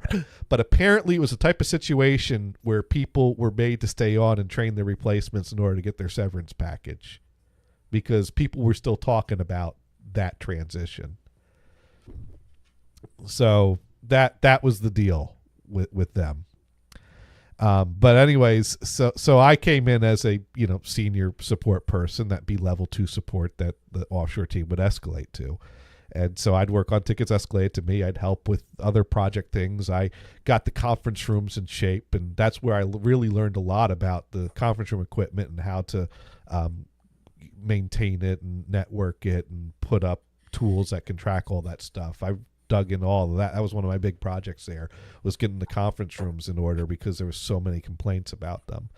And so I made a mark for myself there. People I worked with noticed me and liked me.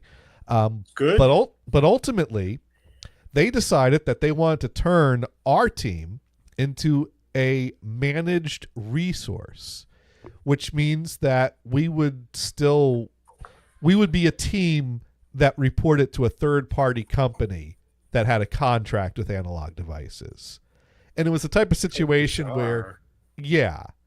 Well, it's a way to keep long-term contractors without opening yourself up to the liabilities that keeping a contractor around too long opens you up to. Because around that time, that was a big topic of discussion, where people would get contracts renewed and then they'd start suing for the rights of full-time employees, which is why they didn't want to keep renewing Dave's contract. And every time his contract came up for renewal and they couldn't find a replacement, the supervisor would renew it, and he'd get crap from the legal team for it.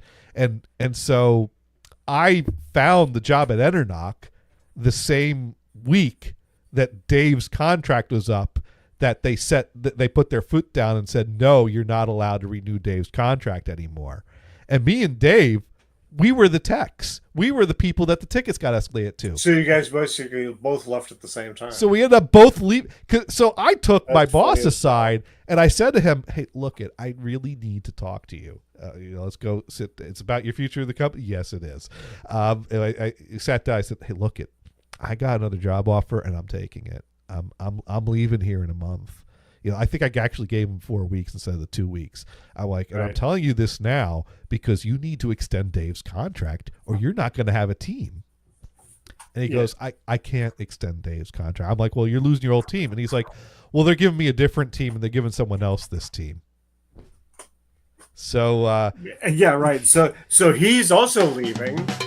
well, he was going to be part of the team that was going to manage the managed resource. But while transitioning that, there was this other guy who I never knew or worked for that he inherited our team. So we inherited Dave, whose contract was running out in 2 weeks, and me, who was basically wrapping up and tying up all my loose ends on my way towards the exit. So this guy that knew nothing about running our team got a clean start to hire whoever he wanted from the start. So I guess I don't know if that's how he saw it. I don't know if he's like, well, I inherited nothing and now I got to build it from the ground up, or hey, I get to do it the way I want to and get to pick the people that are gonna work for me.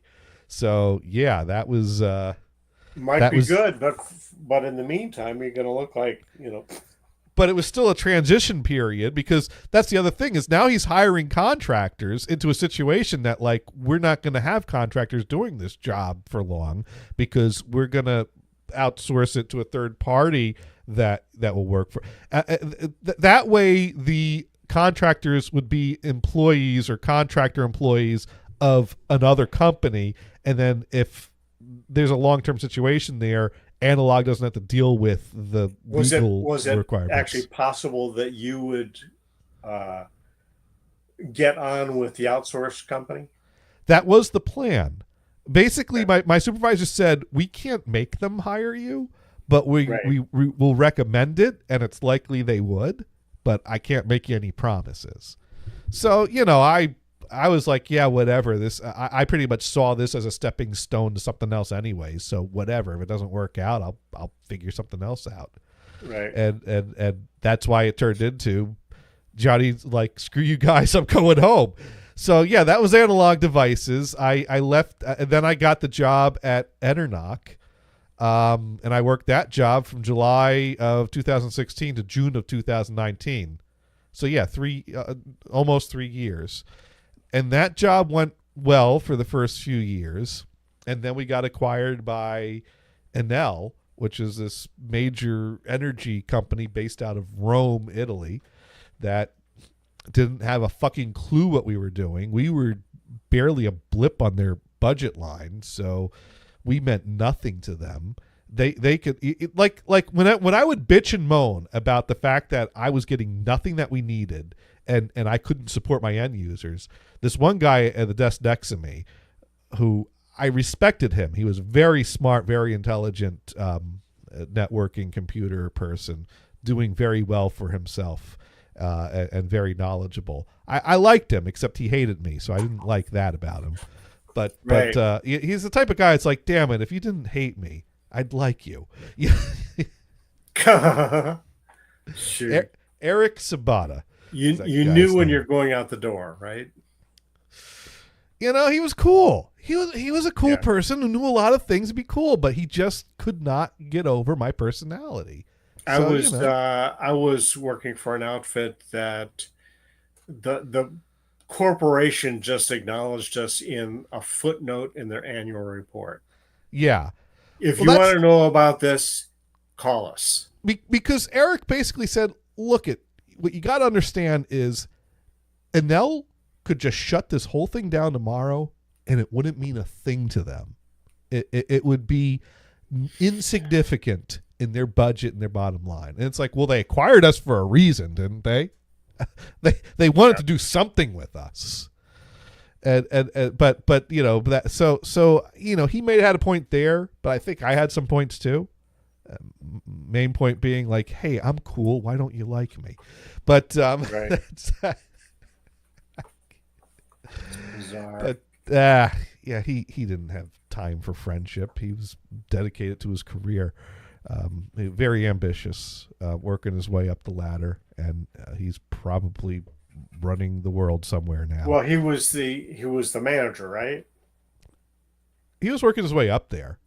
Yeah, He was not a manager. Or supervisor. He was working his way up. He the ladder. he was not a manager. He was not a he the type manager, but he was hopping up. He was working hard through the networking team. People were reporting to him, so he was supervisor anyway, right?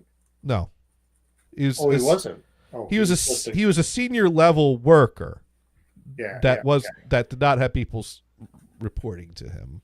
Right. Okay. So it's not like he was taking credit for all the work done by the group. No, but he was someone that you saw come in as a junior level that very quickly moves up to senior level because, like, you know, hey, I got my foot in the door. I got the knowledge. I'm taking the classes. I'm learning the stuff. And bam, I'm senior level because I learned all this stuff really quick. Right. You know? There was nobody to stop him. Right. And he was killing it. He was absolutely killing it. So he probably is a manager at some level at some point right by now, I'd imagine. Probably running the department. Right. But then again, running the company. But then again, management typically means needing to be good at paper pushing stuff, and he was very into the tech. So, you know, that is the challenge. If you like the tech, but you want to move up, you know, one of the obvious ups is to management. I had a supervisor that would do all of the supervisor management kind of stuff during the day, and then after hours he was doing programming. So he really wanted to be a programmer. Right. But he was probably putting in 16 hours a day. But my gripe about them was regularly what would happen to me is someone would come to me and say, well, I'm reporting to this person now. Like someone that worked for Enternoc, that had been working for Enternoc. One day they get told, okay, well, we're reorganizing your department. You now report to this NL manager that's based out of this office over here, and you're part of their team, and they'll tell you what you're doing now. And so these people would, you know, meet virtually with their new supervisor and get brought up to speed about what their team's doing and how to work. And it's like, well, you're going to need to log into the such and such system. So just have IT set you up with a sign in there, and then you're going to get there and get started to work. So then they come to me and they say, hey, my boss tells me that I need to sign into the such and such system. Well, I had never heard of a such and such system. I have no idea what the fuck this thing is. Right. And we didn't have contacts that we could ask about these things. Ook. And so when I have a question, who do I turn to? Nordeen. Right. Your friend. I hate that guy. And he, you know, I go, hey, Nordeen, I got people asking you for access to the system. Never heard of it before. No clue what it is. Who do I ask about that? And he goes, I don't know. I haven't heard of it. I'm like, okay, so how do we figure this out? And he kind of, you know, give a little chuckle, go, oh, I'm sure you'll figure it out. You know, it was basically a pound sand situation. You know, right. I'm busy doing manager stuff. I don't have time to support you. And yeah, we were not given it. And so basically if I would, I don't even know how or who I was asking, but at some point, if I talked to someone, the answer was, it's in the portal. What the fuck is the portal? You got to put a request into the portal. Well, the portal was basically their homepage that had their like catalog request system, which basically worked with the ServiceNow ticketing system. Now, here's the thing about ServiceNow ticketing systems. So they're very customizable because the way Enel worked was that they would bid out work to the lowest paying contractor. So they had different teams of people in different countries that had very specific jobs. Sparky writes in, okay, at that point, don't come back to me complaining with how I handled it. Well, to be fair, Nordeen only ever complained about my attitude towards him. He never complained about the quality of my work. He only complained about my attitude towards him in meetings and dealing with him, because it reached a point that I just was like, fuck this. I'm job hunting. I'm getting my way out of here, and they can't afford to lose me. I'm going to tell this guy exactly what I think about him. And I think I've read over my last performance review with the company on this show at some point. We don't need to revisit that. I did not leave on good terms there. I burned that bridge to the ground. Is it still on fire? Something's still on fire there. My burning bridge was but a blip on the fire that was burning behind me that I was walking away from. So, anyways, like I said, they had several different offshore teams. And the way it worked was these were people that I have no idea who they were.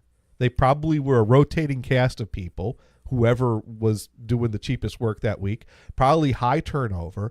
And basically it's outlined that a ticket comes in with this information. You use that information to do this, to open that thing, and you close the ticket. The problem is that somewhere along the way, no one knows how all these moving parts work anymore. So maybe the guys that were offshore didn't know anything about the system. They knew how to write tickets.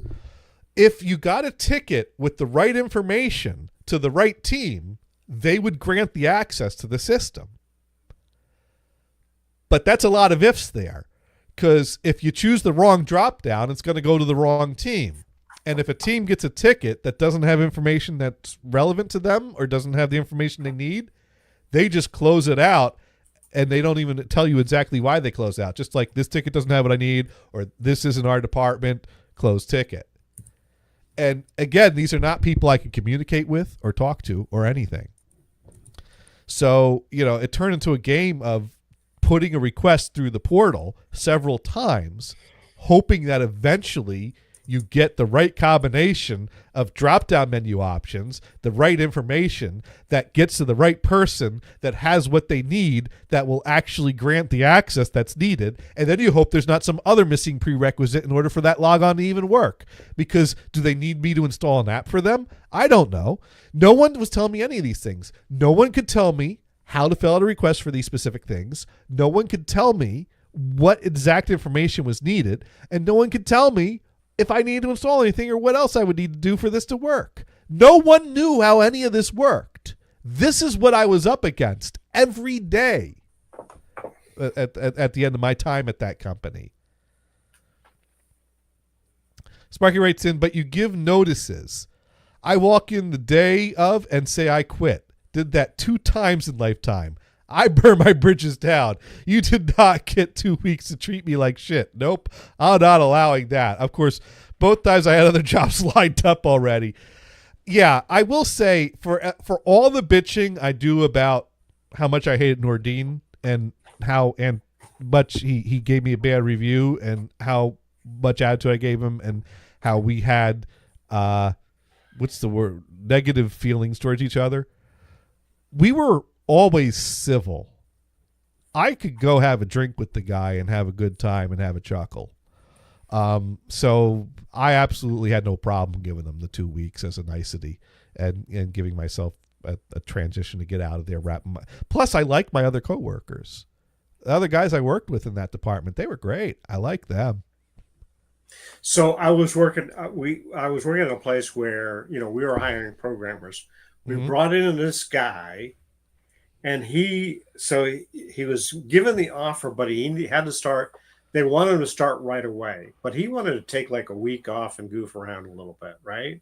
Right. So no, we need you right away. We need you right away. Okay, the hell with it. So he came in, sat down at a desk, and waited a week for a computer to show up. So he did nothing for that week. He could have been out having some fun. And then, of course, he was attempting to get the boss to write the annual review. Mm-hmm. And the boss kept putting it off. Finally, he quit without getting that review. With it. Bye. Well, I do think I got Nordine in a little bit of trouble for the bad review he gave me because, Yay. well, he didn't communicate everything to me appropriately, and because what happened was that because he gave me a bad review, I was not eligible for a raise that year. There was a cutoff level for the raises, and I was under that cutoff level to get a raise. And that was like the cherry on the shit sundae, because like this last year has been the year of fucking hell. I've been busting my ass trying to keep up with all this shit. I'm keeping the end users happy. Everyone still likes me as the end users, even though I'm not able to deliver to the level I used to be. I have no support behind me from my boss. I have no one that can tell me how any of this works. And now you want to give me a bad review because I'm a little cranky over this shit show that you're dealing me and doing nothing about. And then you want to give me no raise for my year of hell? Fuck you.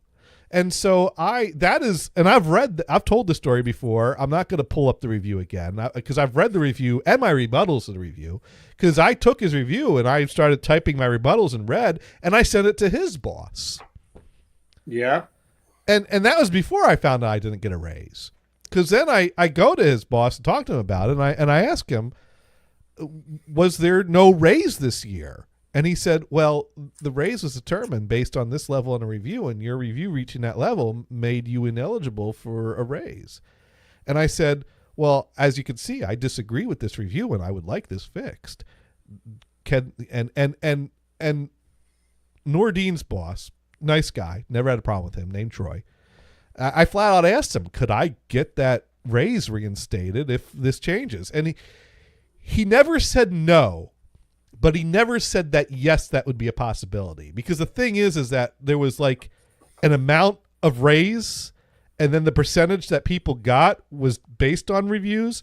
So like in theory, that was already divvied up. So like there was nothing left to give me. Yeah, the as train far had as left the station. Right. Yeah.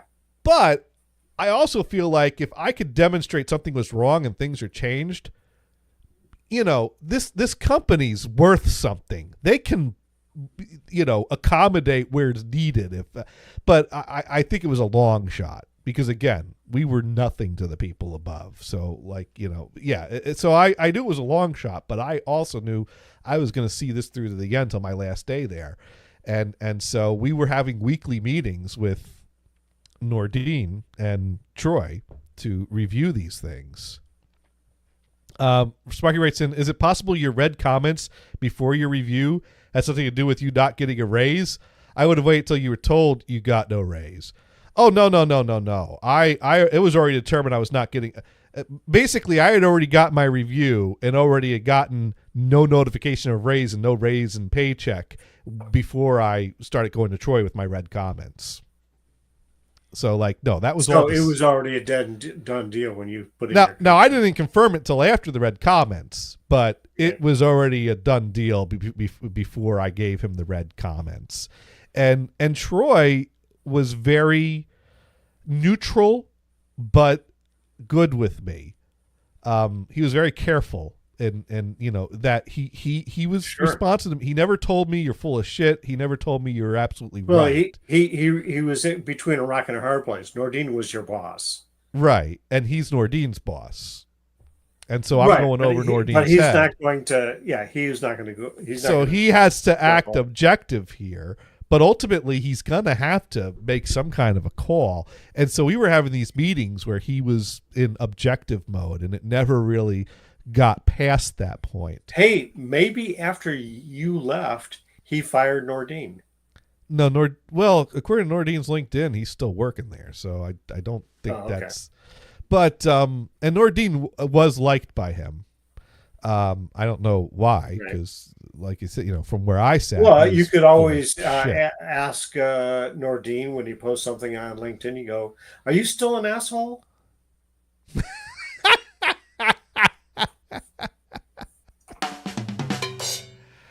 I could, but I'm not that much of an asshole. Right. But no, the thing is that when I first found out from Troy that I didn't get a raise, his response was, well, Nordine should have gone over this with you. Did Nordine not go over this with you? And I'm like, no, Nordine said nothing to me about this. And he's like, okay, well, I'm going to have to, let me make a note of that because Nordine should have gone over that with you. So Troy kind of showed his hand that he was not pleased with Nordine. He was not pleased with the situation that one of Nordine's reports had to come to him to find out the awkward bad news that it was Nordine's responsibility to deliver. You know, Nordine made a decision to, also it was, I didn't get a raise and a bonus. That's the other thing. It was two things. It was twofold. Nordine had made decisions that resulted in me not getting a raise and bonus. It was his responsibility to communicate that to me, and he didn't. And I got him busted on that. I think he was hoping I would just take my bad review and move along with my tail between my legs and not ask about that stuff so he wouldn't have to tell that to me. But Nordine was in his character. He hired a contractor for a period of time. And it was around the period of time before we were acquired. But it was around the time where they had mass layoffs. Because I started, shortly after I started there, was when they were finding out, like, you know, we're in trouble. And we need to cut our expenses and get someone to buy us. And so the step one was fire a third of the staff. And then step two was get bought by Enel. And step three was watch it all burn to the ground. But anyways, so we had a contractor helping out our department, and Nordine was told that they couldn't renew her contract because of the layoffs and the cutting. And so Nordine had like 2 weeks advance notice that this contractor was not getting renewed. And he waited till the last day of her contract to tell her, "Oh, I'm sorry. We can't renew your contract." And she was pissed about that.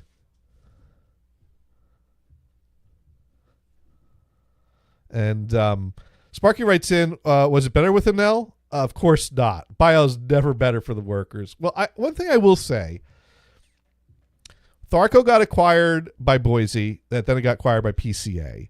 And I wouldn't necessarily say that Boise or PCA made things better, but they didn't necessarily make things worse. I don't know how things would have gone long term with Boise if we didn't get acquired by PCA, but I will say that the people I worked with at Boise were good people, and the migrations I had to work with was hard work but rewarding work, and I learned a lot. Same with PCA. I worked with good people. It was long hours and rewarding work, and I learned a lot working with them. And at the end of that transition, they offered me a opportunity to stay on with them in Minneapolis, but as already gone over, I didn't take that. So I think hey, you could have been close to Nick. Could have gotten to go with your old buddy. Yeah, and I could have been making like half of what I'm making now. Yeah, right. They offered me, they lowballed me the offer there, right, which made it really easy to walk away from. But the point is that when Enernoc got acquired by Enel, I went into it with an open mind, and I even told the other, because like I was the senior tech, so I was next in line after Nordine. So when Nordine was calling us together as a team to kind of go over the whole, hey, don't panic, you know, things are going to change, not necessarily all at once, but you know, go with it and be. And I said, hey, look, this is a good opportunity for us. Keep your eyes open for opportunities to learn things, for new things to come along here. This could be the best thing that happened to you. You know, no promises, but it could be. Yeah, it could be a good thing, could be bad, but you know, keep an open mind with this. Sure. And then Enel went and proved me wrong, and everything went to shit. Well, you know, and you know, like, or on this other side, so the huge grocery store outfit in this company is Kroger, Right. Right. They want to buy this conglomerate that's called Albertsons, Oh Safeway, yeah. and some other. Oh, And that the that CEO that won't be a huge fucking monopoly. and the CEO says, "Oh, if you let this go through, prices will be lower." Bullshit. Exactly. Monopolies are not good, people. Come on. We need better antitrust, And anti-monopoly. actually, in our area, Kroger is not a competitor for Albertsons or Safeway. Yeah, I love that. The NBC Comcast merger, one of their defenses was, "Oh, this won't make us monopoly. We already don't compete with them. We already have our territories laid." It's like, don't worry, we're already corrupted, screwing you. Just let it happen. Exactly. Fuck you. What was I saying? I was saying something about. Hey, yeah, be a monopoly like Pacific Gas and Electric. They pretty much own, I think, all of California now. Oh, And yeah. they went through bankruptcy in 2019, and I think they went through a second one shortly after that because they've got the big ticket on. They get the big target on their ass. Oh yeah, you guys call us the fires. We're suing you guys. They were the ones that were like, "Oh, if you don't like the fires, then we'll just shut off your power." Well, and that's what they're doing now. They have these sensors all over the place. So if they detect a problem, it just shuts off the power. Right. So it Rather won't be your than fault. actually Thanks. That'll make be a- good. Rather than make a system that can withstand wind and not catch on fire. But Right. well, Yes. it Or it's- instead of just putting it underground where it's not a problem. well, but that's where all the exploding gas lines are. Right. Yeah, but this is electricity. Right, but that's another problem they Yeah, have. sure. It's Pacific Gas and Electric, so they have gas and electric, and they had problems with towns Apparently, blowing people up. have been screwed by smart meters. You kind of go, well, that should be good. No, it's They're- not. Actually, I have a neighbor that refused to take a smart meter on at the beach house. Like, okay, something I don't know. Yeah, they don't trust technology. No, it's not that. Actually, he has a Tesla. Oh, has it been scratched or defaced yet? I don't think so. Those are usually just the Cybertrucks for some reason. Of course, then again, you do anything to the thing, and the panel will fall off. Yeah. They use Elmer's glue. Yeah, did someone damage it, or did someone just look at it wrong? By the way, Actually, I saw a Cybertruck the other day where the back end had some type of graffiti on it. I don't know if it was. which I don't endorse that. That is No, just I not don't. the right way to. But the funniest picture I saw was a Cybertruck with the name embossed on it perfectly that said Toyota. That'll make it safe. That's what I think in the long term, the Cybertruck's going to go down in history like the Edsel or the Pinto or the. When we go down to the beach house, we drive through, Highway 101 through Gilroy, and there's a Tesla dealer that's, run by them, that's right along the road.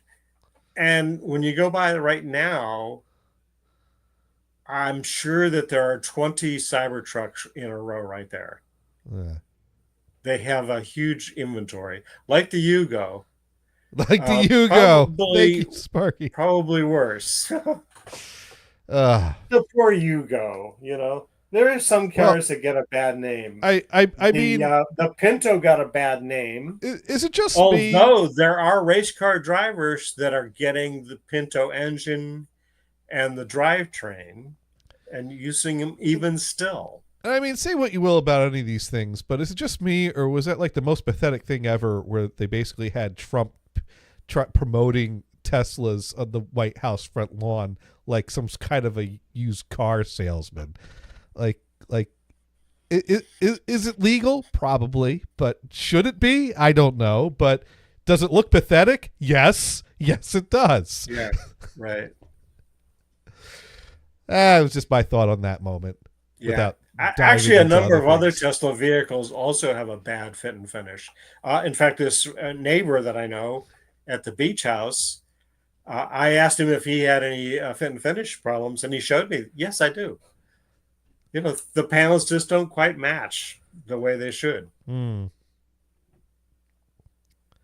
don't know. I don't think history is going to be kind to the Cybertruck.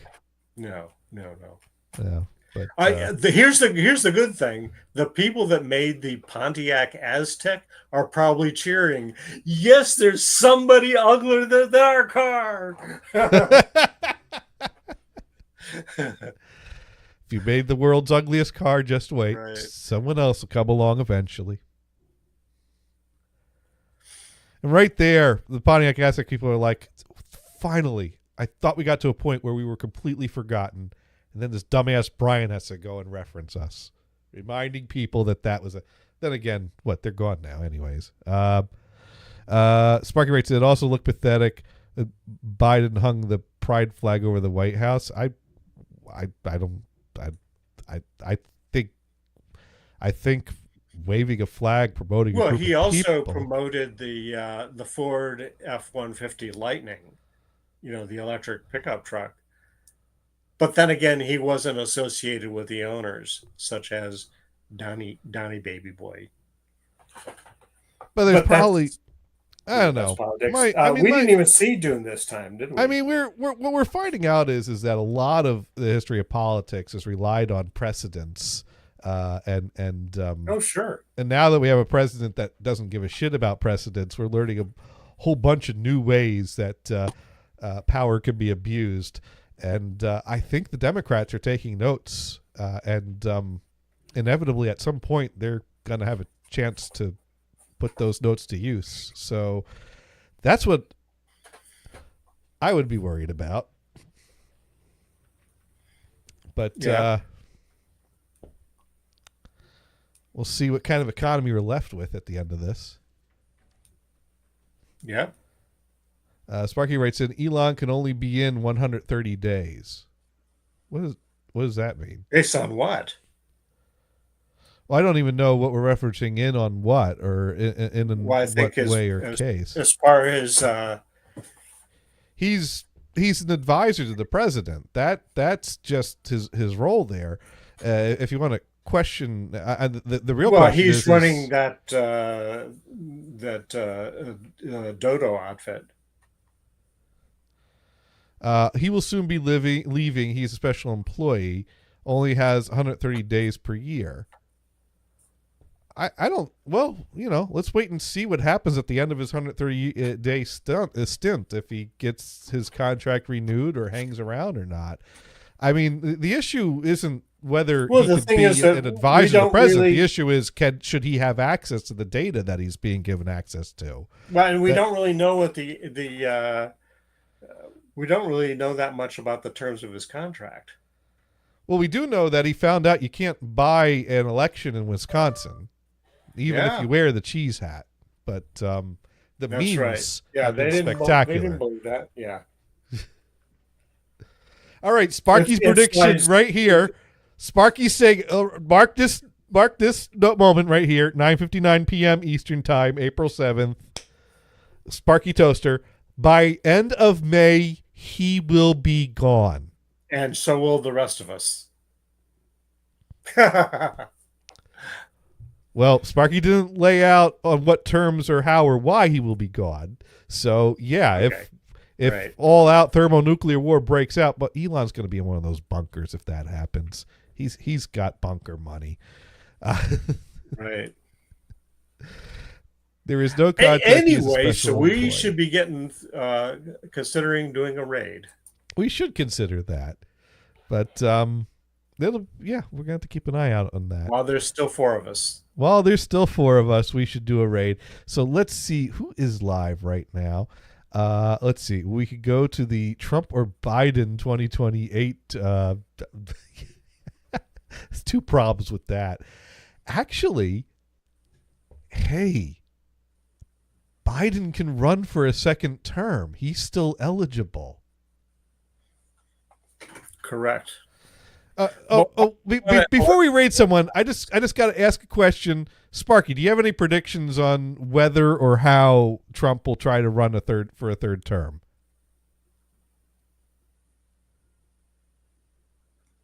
Well, the word is that Vance will run, and Trump will be vice president, and then when they get into office, Vance will step down. That doesn't work constitutionally either, because the wording of the term limit is shall not hold office, not shall not be elected. Well, that's been argued the other way, so I don't know. But that solves the election. He's going to choke on a hamburger first anyway.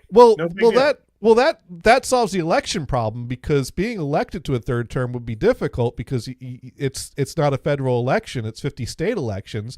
And you're going to have states that are going to refuse to list him on the ballot if he tries to say, fuck the Constitution, I'm going to run anyway, which is totally within Trump's style.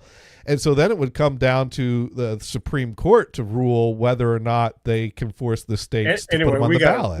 We got a raid. I liked this one that says. Okay. Well, Sparky's prediction is it's just to get us worked up, and he'll be done in 2028. Sure. Ariel Petrie says wood music or woo music. Woo music. We can see what that is. And Sparky pointing out that Brian's gotta pee. I did. You went for your pee. I did already. You just want to wrap it up. All right. Let's see. That's right. I want to go get some dinner. We're going out today. Man, I can't find anyone singing right now. To raid. Woo music. Woo music. What's Ariel woo music? Ariel Petrie. All right, Ariel Petrie. Well, oh, there we go. All right. Well, anyways, on that note, this has been another fun-filled edition of Insert Title here. And we do try to be educational here. And so, Brian, what have you learned here this week? I think we can sum it up by saying mergers suck. They can. And Sparky learned... I'm not sure if there's been a good one. Sparky learns that if trying to suck at a raise, it equals I quit. Futin writing in, good evening, Mr. Gators. How's life treating you?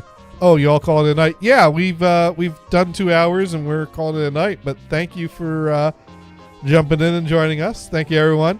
And I have learned, and we're rating this outfit. So stick with us. I join our raid. And I learned that Abraham Lincoln's last Lincoln log was a forgery because they found traces of Necco wafers in it. So let's go ahead and we're going to raid Ariel Petrie. We'll be back here next week, same time, same place, same coffee. Sorry, Mars. Probably chugging on some coffee right about now if he's tuned in. But anyways, thank you for joining us, and you all have a good night and a good week. Wafers. Necco wafers. Everyone's favorite chalk-flavored candy. All right. And we have rated. Yeehaw. All right. Well, I'll catch you next week. All right. Yep. Good night. Have a good one. You too.